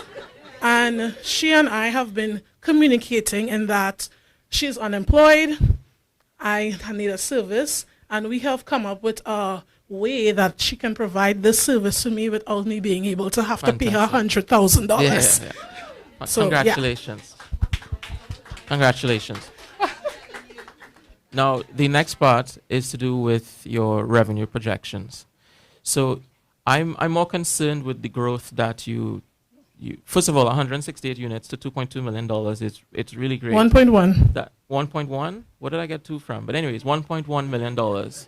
So you've sold 11 units. Yes. And you basically have to multiply your business by No. more than 10 times. No. The What I great say, thing, you have to now sell 150 something more units. And if this year you've sold 11, Mhm. what's your plan for having that much growth within 2-year period? well, the 11 units that we sold actually gave us a revenue for about approximately 150,000. Yeah. And this is because we cater not only to the home gardener, but we also cater to commercial and big-time farmers. So one of the systems that we built was a 40,000 plant system, which would mean that the revenue from that is going to be enormous. Our cheapest system right now is actually $5,500. So taking that into consideration, that's how I was able to come up with the gross revenue of 200,000 for this year. The reality of it is this. What I did in order to calculate that was use my cheapest unit, but my cheapest unit is not my biggest seller. Okay, got it. So I'm actually undercutting myself right now based on this. Okay. My biggest seller is actually No. my home gardeners and my small farmers, and which is going to be more than 5,500. Because this is a hydroponic system that you can do anything with, I can create a system with 5 plants, 6 plants, or I can make a system that has 40,000 plants. It's tailored to what the customer wants. Okay, understood. Well, in the future, please just tell us that. Maximize, right? Because I say this with due love. One of the most common things that I meet, because my work is in mental health, and I meet a lot of, as a matter of fact, most of my clients are women. They don't express their greatness as much as they should. A man will stand up and say, "Oh, you're amazing," and there's only half of that what you do. But I meet that, and it's disquieting is not the word. I just feel a little bit of sadness. All right. So when you do your presentations in the future, maximize it, so that I can see the full potential of it. Okay. I appreciate that. Okay. Cool. Thanks. Thank you very much for your presentation. Thank you. Just wanted to get something clear in terms of the app and the technology. You said it's for the plants so that you can use it in different countries or something like that? Okay, so this is how the app works, right? In a hydroponic system, you have different NPKs, which stands for nitrogen, phosphorus, and potassium, as well as calcium and magnesium sulfate. These are the things that you have to have in the system in order for those plants to grow. Now, what the app has the ability of doing is that you have to be able to test the pH, you have to test the temperatures of your water. So the app would be with like a concentrated tank, so that let's say your NPK has decreased. The app would then be able to test that, has determine that, and the app will say, okay, well, the NPK is down, we need to insert some more into this. Or your water level is too low, your concentration is too strong. So the app using the monitors would be able to determine that and fill it up. And you have all this information on your phone. So that, for instance, even via your phone, because of the app, you'd be able to turn off the system, turn on the system, and yeah, those sorts of things. So you're saying that you could export it as well. So if I wanted to take some of these plants out of country, I could use it there as well? No. If you go out of the country, you would be able to monitor your system via the app. Okay. Yeah. Okay. This we can't export because, you know, there are laws against exporting plants and all of that things. Let's come into that. So I just wanted to clarify that aspect of it. But you did well. Thanks so much. No problem. The next slide, you had some information on data. This. Where did you get the information from? This information was actually gotten from the census website of Trinidad and Tobago. Okay. All right. Thanks. All right. I loved your presentation. Thank you. Also found it was very upbeat, and also I was very nervous, I just want to say. and I definitely understand how you feel about your son. So I think that's a great thing to add. All right. So I have some questions. My question is along the lines of demand, because you know you're producing these units. You've said that you've done, I think it's 15 already, right? 11. 11. Okay, 11. What do you see as the current demand? How many people ask you for a unit, let's say on a monthly basis, right? And how much could you make per sale on that unit? Okay, so if you look at this slide, you'd see that it says that I've built 11 systems from April. Yeah. So this part of my business is very new. We actually started building hydroponic systems this year. Commercially, well, for people prior to this, we would have done it just for ourselves, right? The demand thus far, to be quite honest, has been large. For last week, I would have done about 10 quotations. Now, sometimes a lot of people believe they know what they want from a hydroponic system because, you know, you would have seen somebody with it and you want one. But there are so many factors that influence the type of system you can get, the space, all of these things influence it. So it's what you can get and what it can be available to you it's dependent. So basically what I'm going to say to answer your question is that as it is right now, I probably do about 10 quotations every week, so that's 40 a month. Okay. And how many of them translate into like sales? 7. 7, okay. Well, that's good. So 7 a month is really good. And what would happen is that other than building systems, we also repair systems or modify systems. If somebody would have had a system that wasn't done properly, we fix that as well. So we may not actually build systems from scratch, but we consistently have things to do with them. Okay. And are these systems customized to each customer, or are they Yes. standard customized? Okay.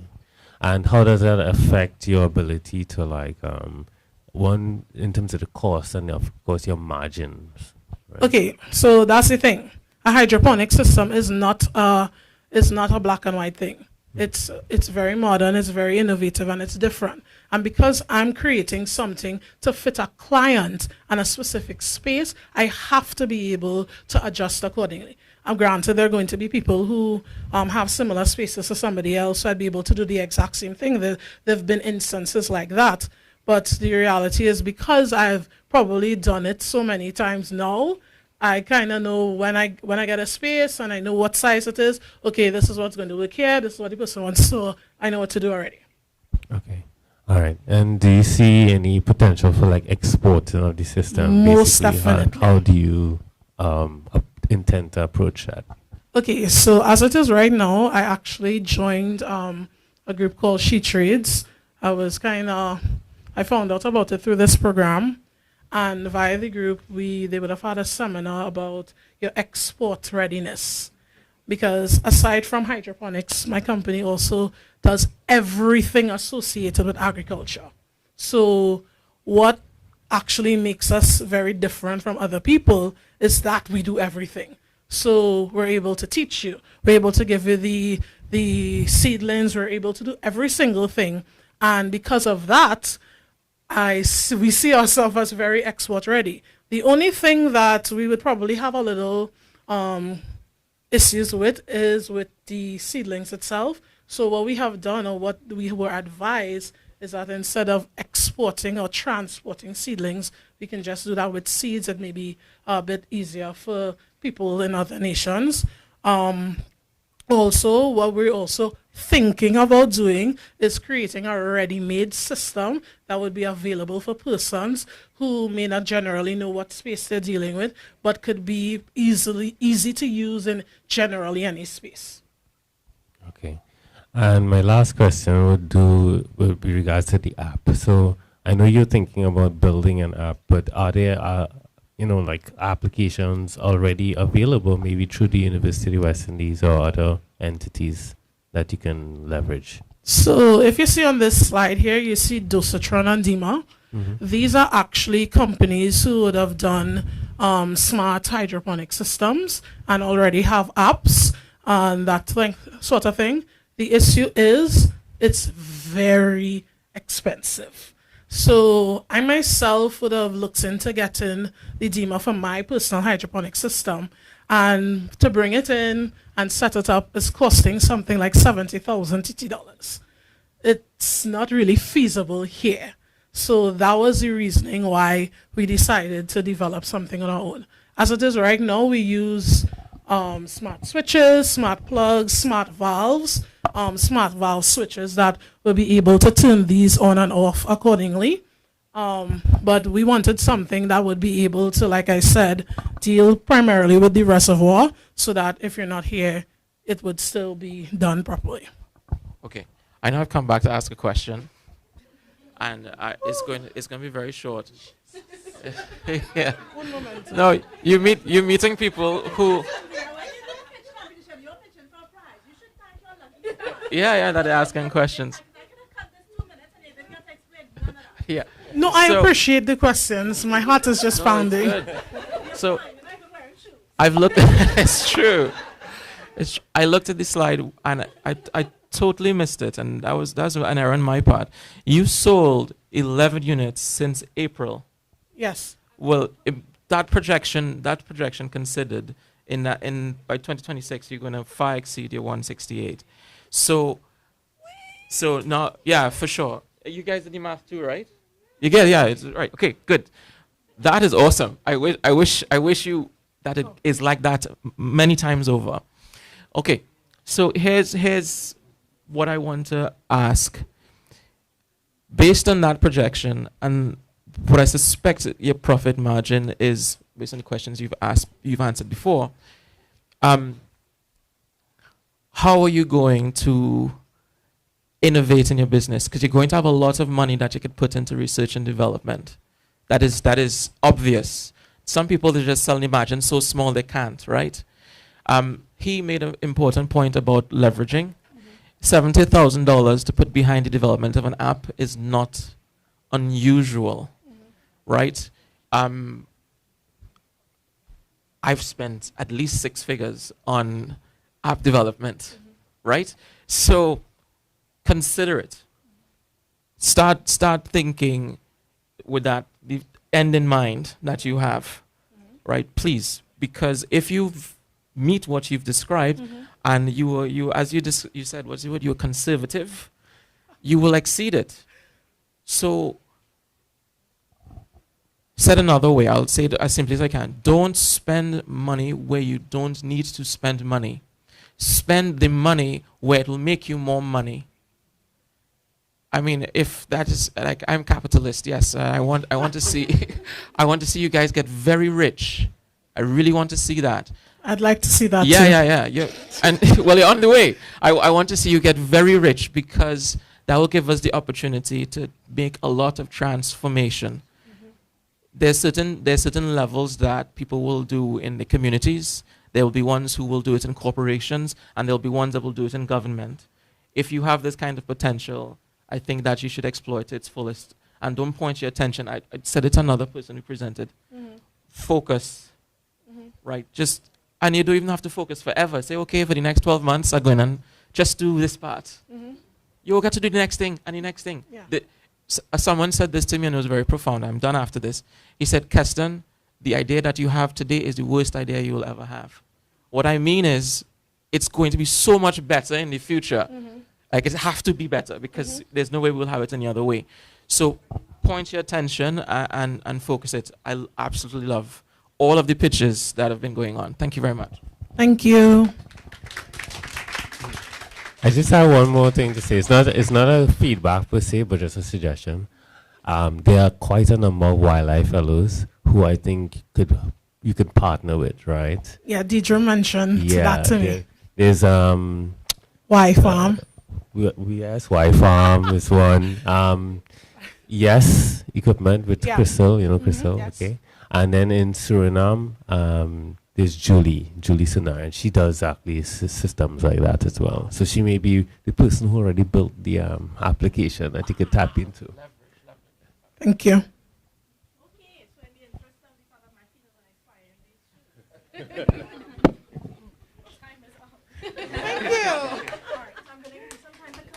Claire, so you will move your prototype down to the back, right? And Naomi, you can go ahead and set up. So judges, the next presenter will just be borrowing 11 inches of your table in a square. Please don't flood the carpet.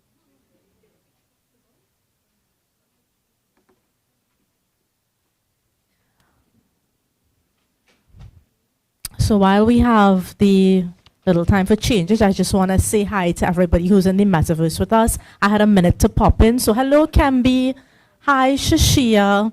Ladies of AWE1, my original kids. I want to say they're my favorites, but I can't do that live. So I didn't do that.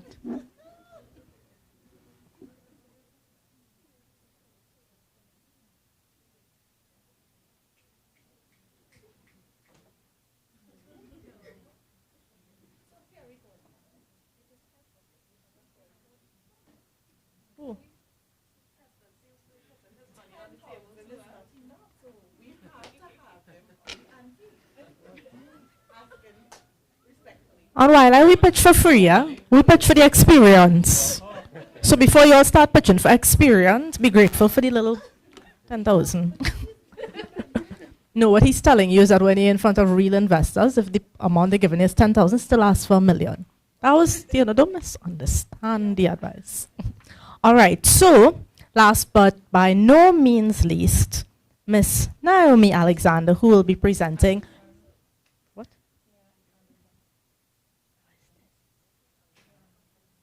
All right, let's try that again. Last but by no means least, I actually knew that, Naomi Anderson, who's presenting Unicakery. So, 1, 2, 3. Hi.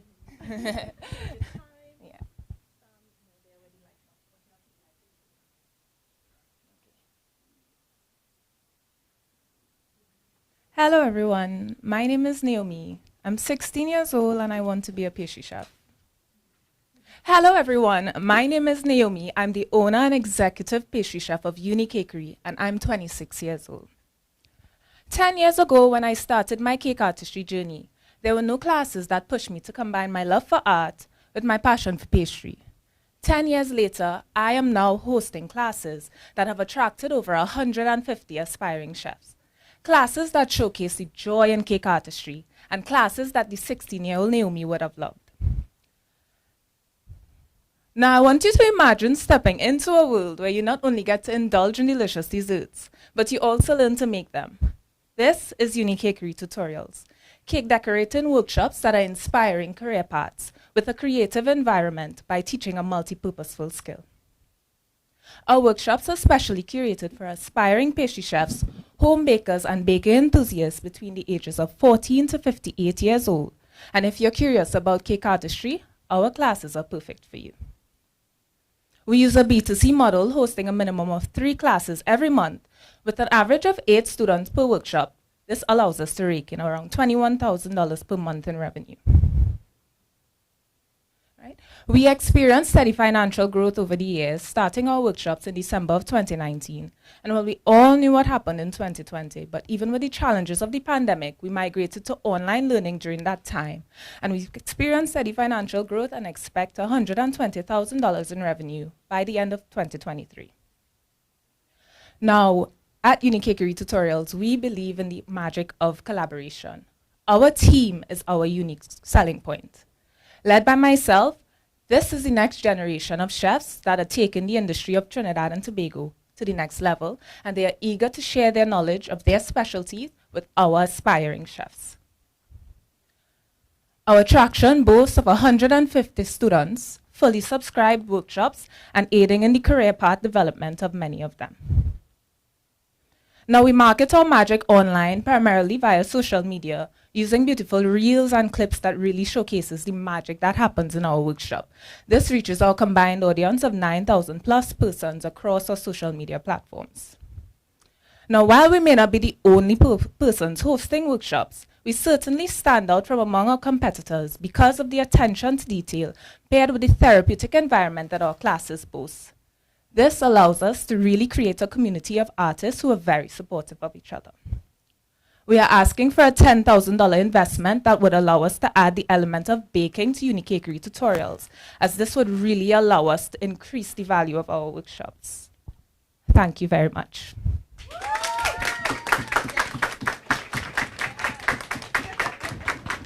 That's me when I was 16, guys.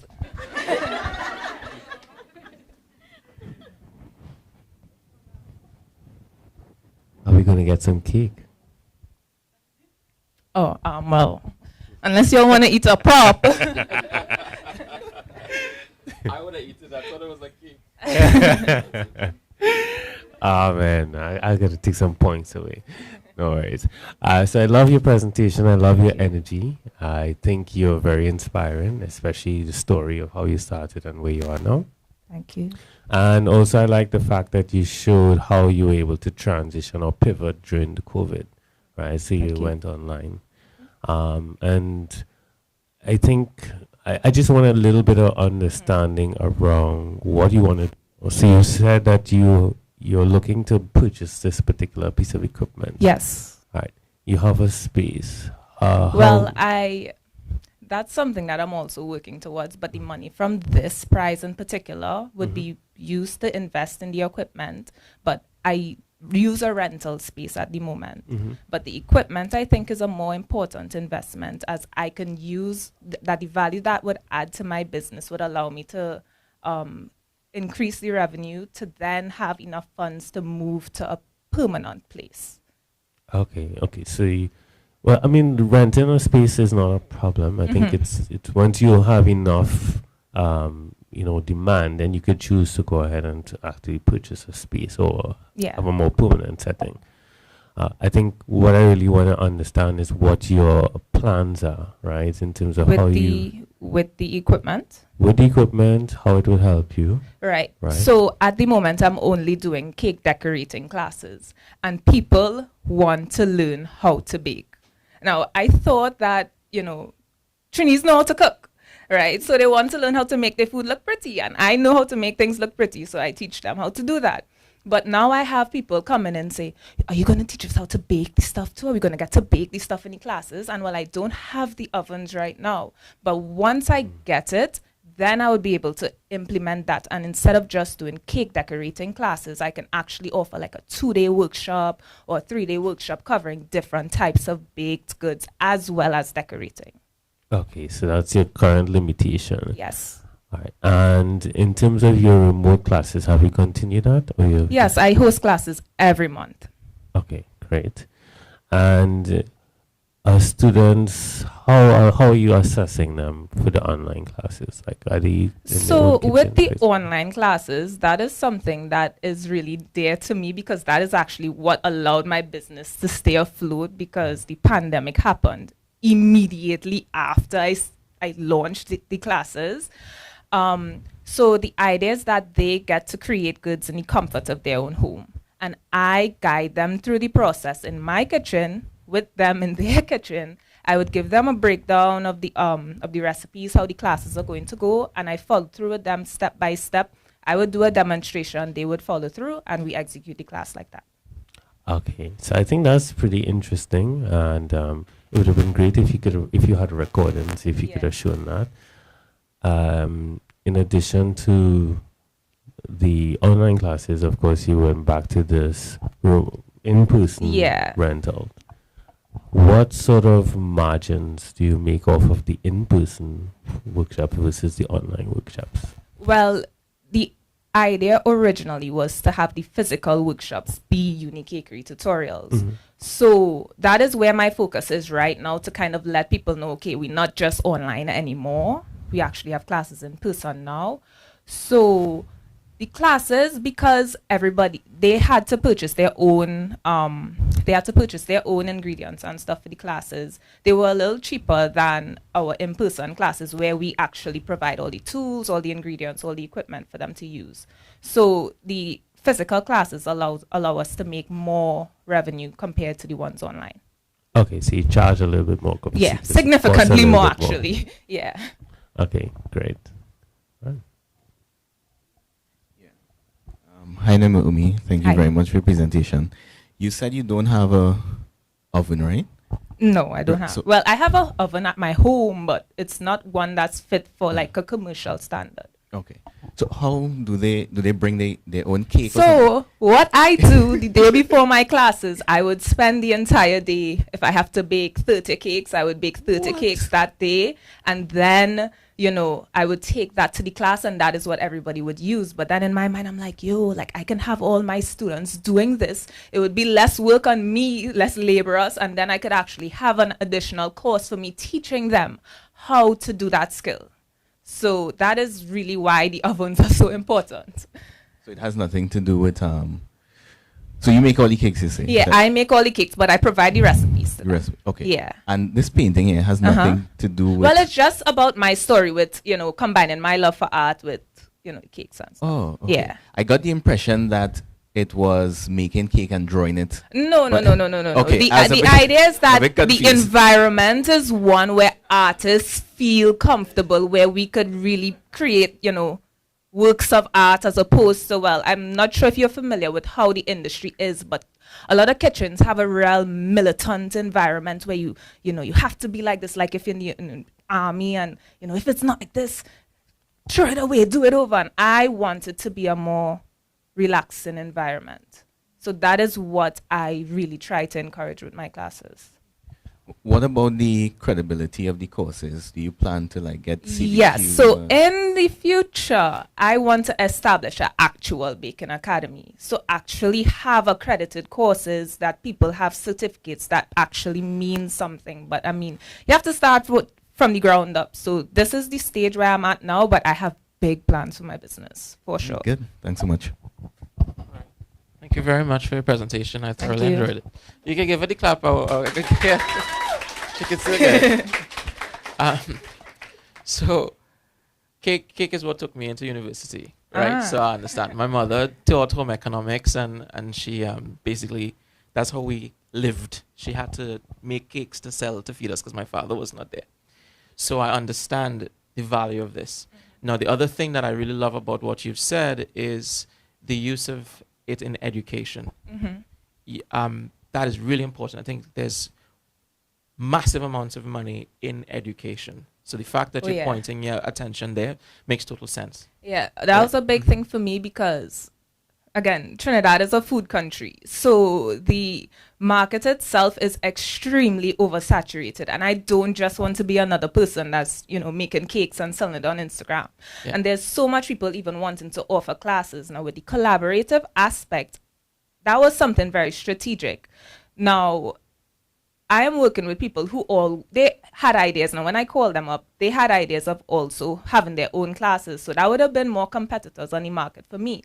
But if I were to bring them in and have them have classes under my brand and they still have their people coming in, it works overall for everyone. Where they get to host their classes, the market don't have like 60,000 people teaching somebody how to do cakes.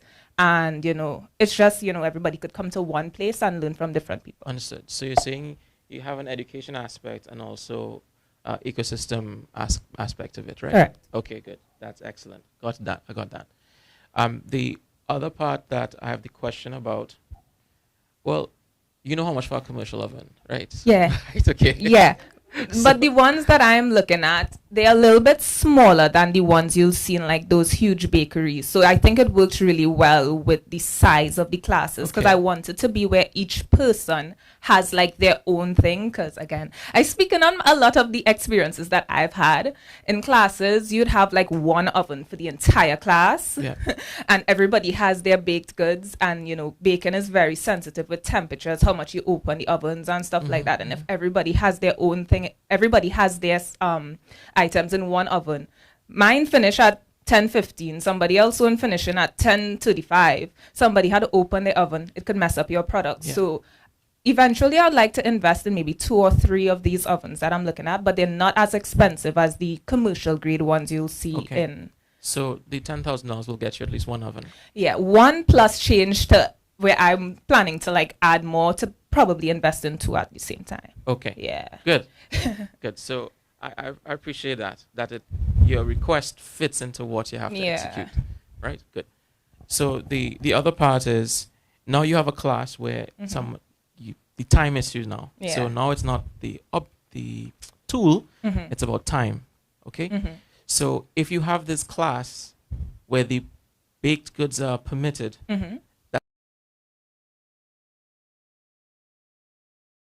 if that's the case, then that will affect likely your margins. Yeah. So I want to know if you've taken that into consideration. Well, I think that would affect the size too much because my classes are already relatively small, right? The idea is that I would have like a 2-day class. So one day would be for baking. So it's not that we have to bake the goods and then decorate at the same time. So there would be enough time to allow everybody to have things to bake. So I think that I'll be able to accommodate the same amount of people for both classes, and honestly, baking has a higher value compared to decorating just because a lot more like ingredients and stuff goes into it. So I think I'll be able to maintain it pretty well. Cool. I have two more things and then I'm done. First one is a question, second one is a comment. What are your revenue streams? Do you understand? You have the classes. Yeah. You have the giving people access through your brand for doing classes, that stuff. Then you mentioned some other things. But the classes are just one aspect of my business, but I also do work with brands to showcase their businesses like in different ways. So I do content creation as well as I take orders. Yeah, I take orders from people. I suspected you did the social part, so I wanted to make sure that you said it. Now, the last part that I want to make a comment on, especially when it comes to children doing these kinds of things, actually is really, really good for their I have a kids class coming on the 15th of July. It's really important for their development. I meet this a lot with children. And again, it's a comment. So you have your kids' class, but remember, in terms of the value that you're creating, right? That's what I'm commenting on. Okay. A lot of children, parents meet this issue with them at home. They give them a task to do, and they do one piece of the task and not the whole thing, or they don't get any of the task done. Yeah, it's because a lot of times in their childhood they miss the opportunity. One of the presenters talked about missing things in their childhood. They miss the opportunity to actually do tasks to the fullest, to the end.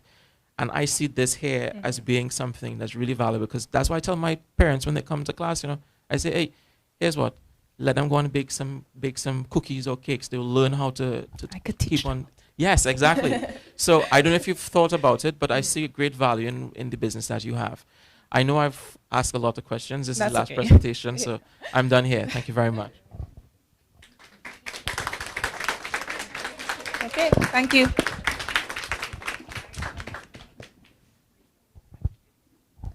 That cake, right? Okay, just checking. Okay, ladies, because we are very off of schedule, we're going to do the presentation of the certificates now. Alexandra, could you check me up here for a sec?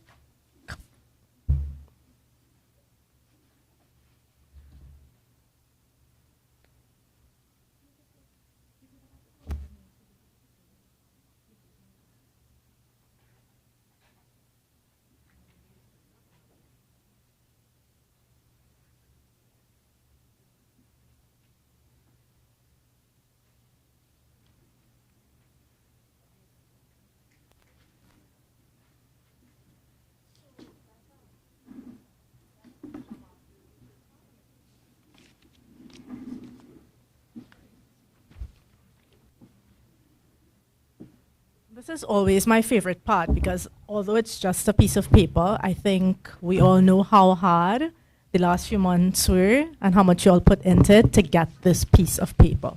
So, do you all remember the first facilitator you had? What was his name?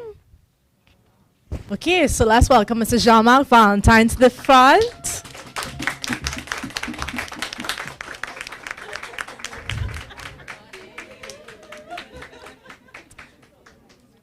So you can stretch full here, right? You're going anywhere there. Steph, can I get a AWE backdrop or something? Or no backdrop at all? Yeah. Or if it's no backdrop, let's put the screen up onto the flag.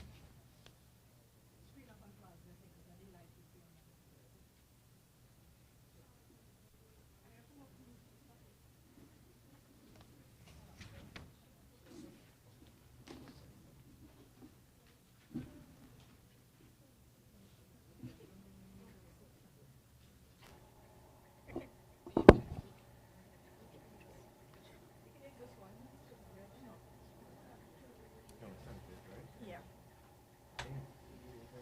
Yeah, to move from the base. Oh, maybe we can just pick up the base. And I bet what about that? Okay, great. Okay, bring it to you. Yeah, because stuff are working on these bases.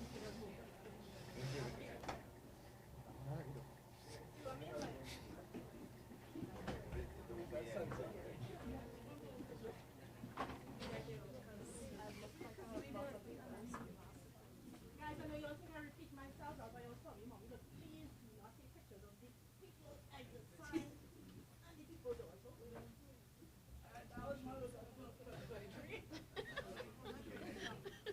So when you hear your name, come get your certificate, take your picture, and go back to your seat.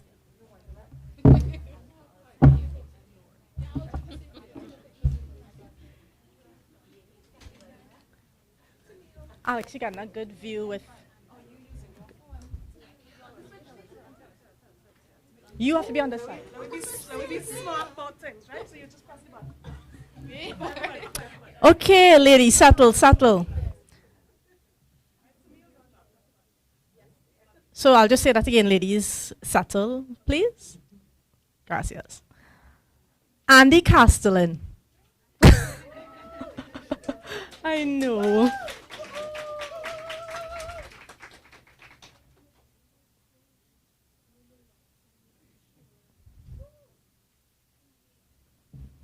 Asha Rambajan.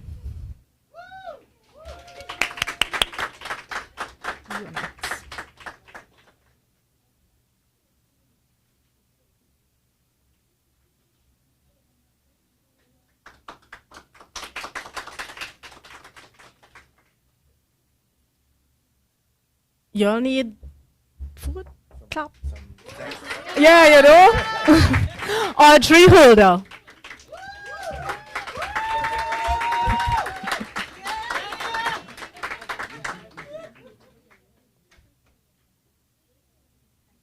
Aviana Lane.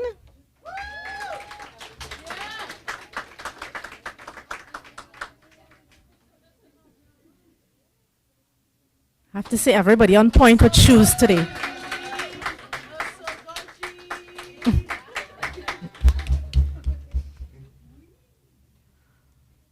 Carolyn Yasin Ramjaran.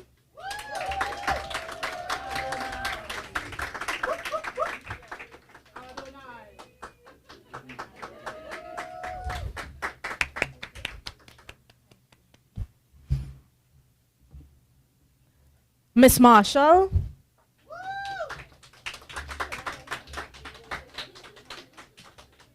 Cheryl Marshall. She left? From where? She's not okay. Delicia.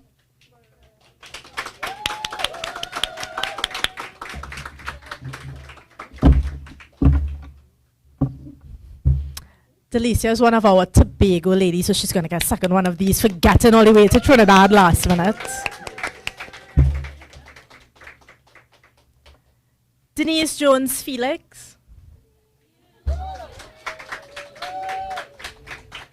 One of my most well-behaved, wonderful AWE Cohort 4 participants.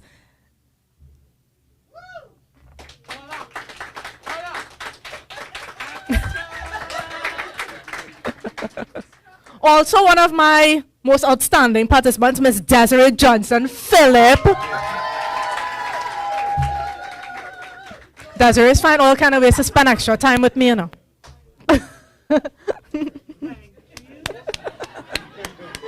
She put on the shoes.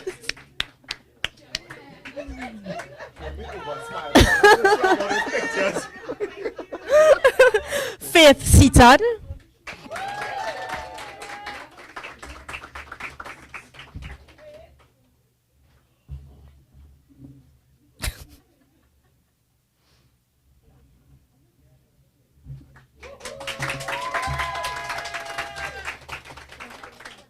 Francisca Hector.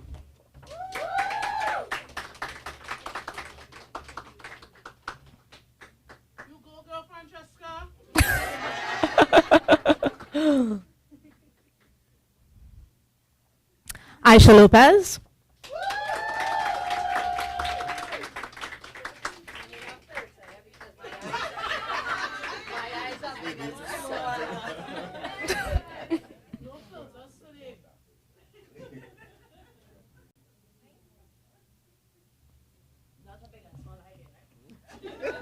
Miss Andrews.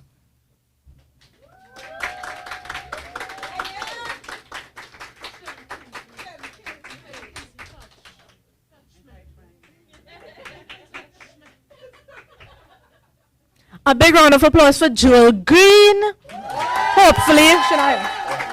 Hopefully I'll get to deliver this personally to Tobago. Just putting that out into the universe. Katrina Bechan.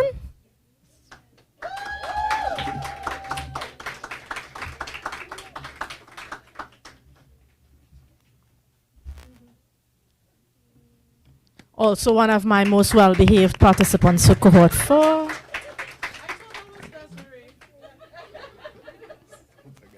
LaShawna Yatali! Alright, and we'll switch off this one.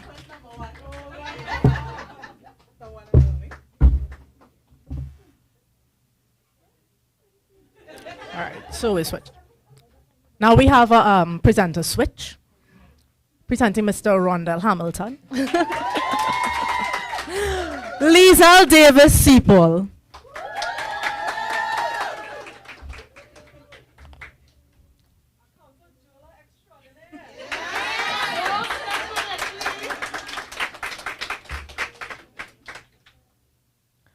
Masuda Muhammad.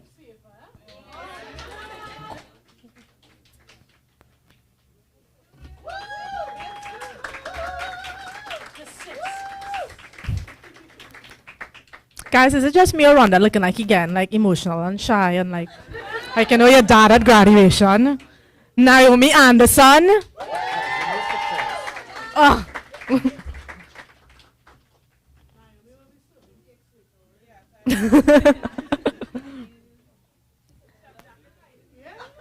Miss Bellamy.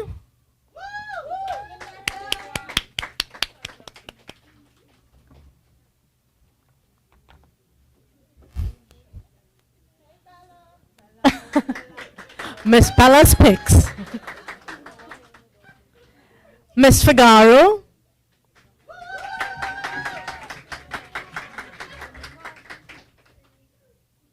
Ooh.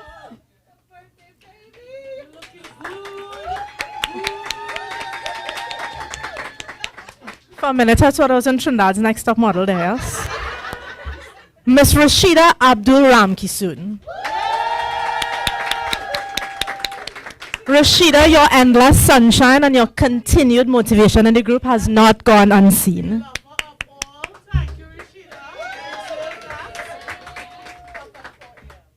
Sarafina Samson.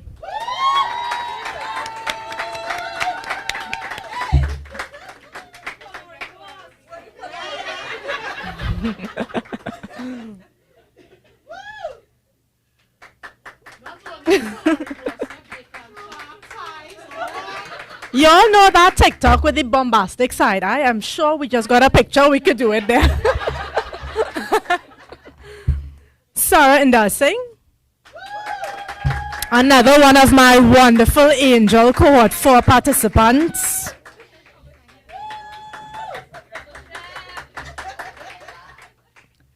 Shaliza Belgrove.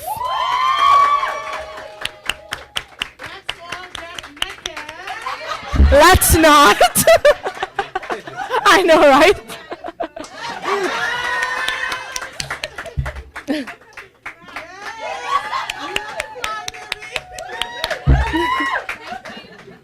Ladies, in case you all don't know, I am seeing all these shoes and I know you all wore them for me, so I love it.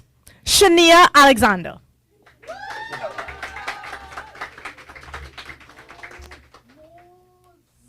These shoes, y'all on point with these shoes. Shereen Nelson.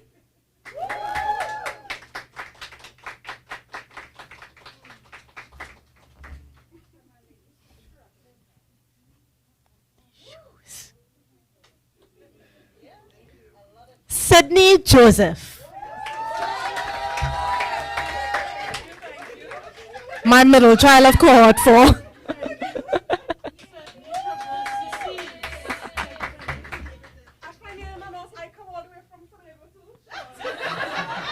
You all know that whole imposter thing? Tamar Bokash.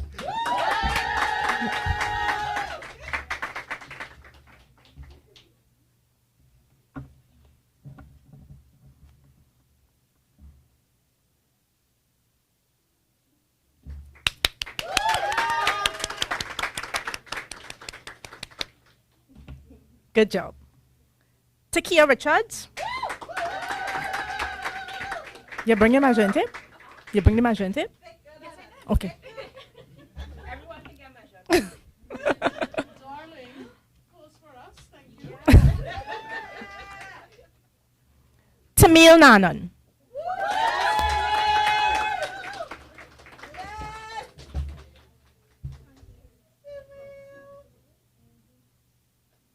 And we have one more, but I'll do that one. And just before, let me just do 2 lines of housekeeping. Because you have your certificates, please don't leave. We still have other things for you all to sign and to give to you guys. Could you just run on this one? And can somebody switch with Alex so that she can select her certificate?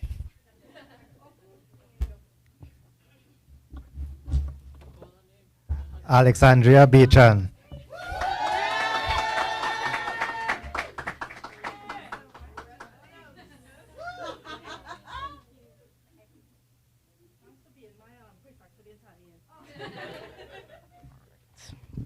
So ladies, congratulations on your certificates. Right. At the end of the presentation for the pitch winners, you will meet me at that table over there to collect your Wi-Fi compensations and to sign, okay? Please don't leave until you have done that. All right. So, are we ready to announce pitch winners? Yeah? All right, so we're just gonna take 5 minutes for me to get that in order.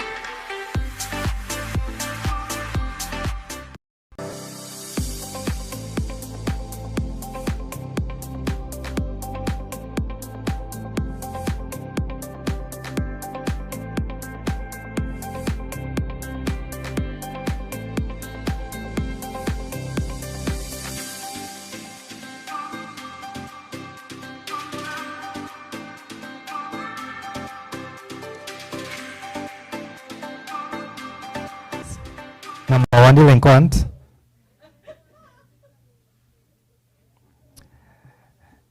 It gives me great pleasure to announce our third placed winner, Miss Naomi Anderson.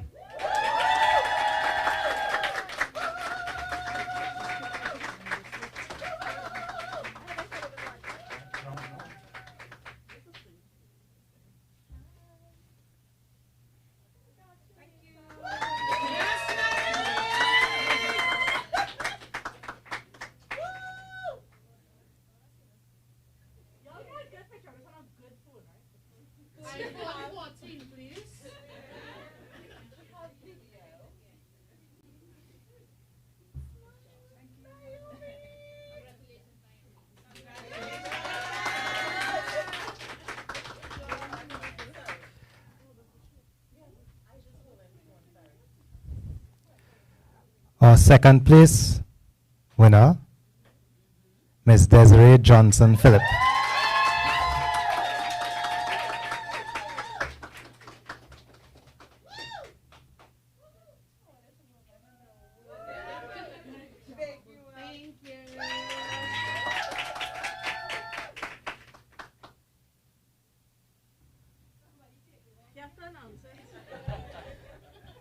And the winner of our 2023 pitch competition, Miss Cheryl Marshall.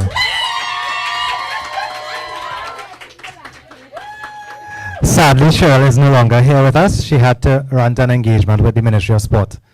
Right?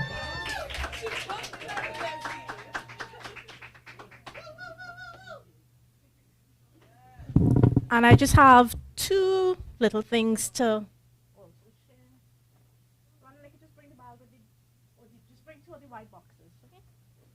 Serafina, for winning the challenge in your 4th class. Please come and collect your prize that I have had for since then. Quickly. How long does it take for you to be in shock? 3 seconds.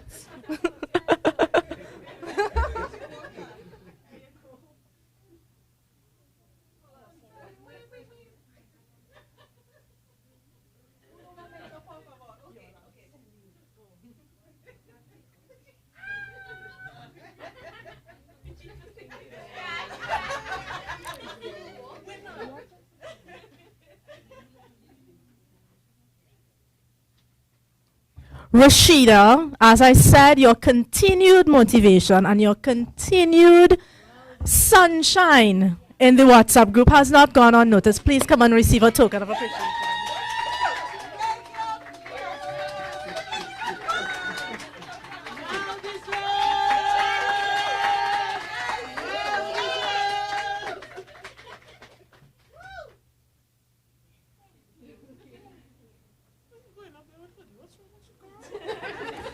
Sometimes we are made to feel like we're too loud or we're too much. I always somehow am made to feel that way. I don't want y'all to ever quiet yourselves for anyone. Lashonda Yatali, do not ever quiet yourself for anyone.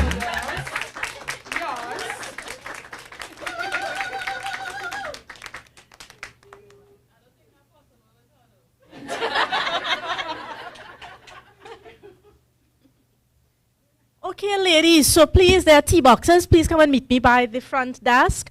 Those of you who live anywhere close to the St. Joseph area, probably want to come and visit me at the desk last, please, for reasons beyond, once again, my control. All right, and for the guys joining us virtually, thank you for being here with us. My AWE 1, 2, and 3 cohorts before. Meet your new sisters.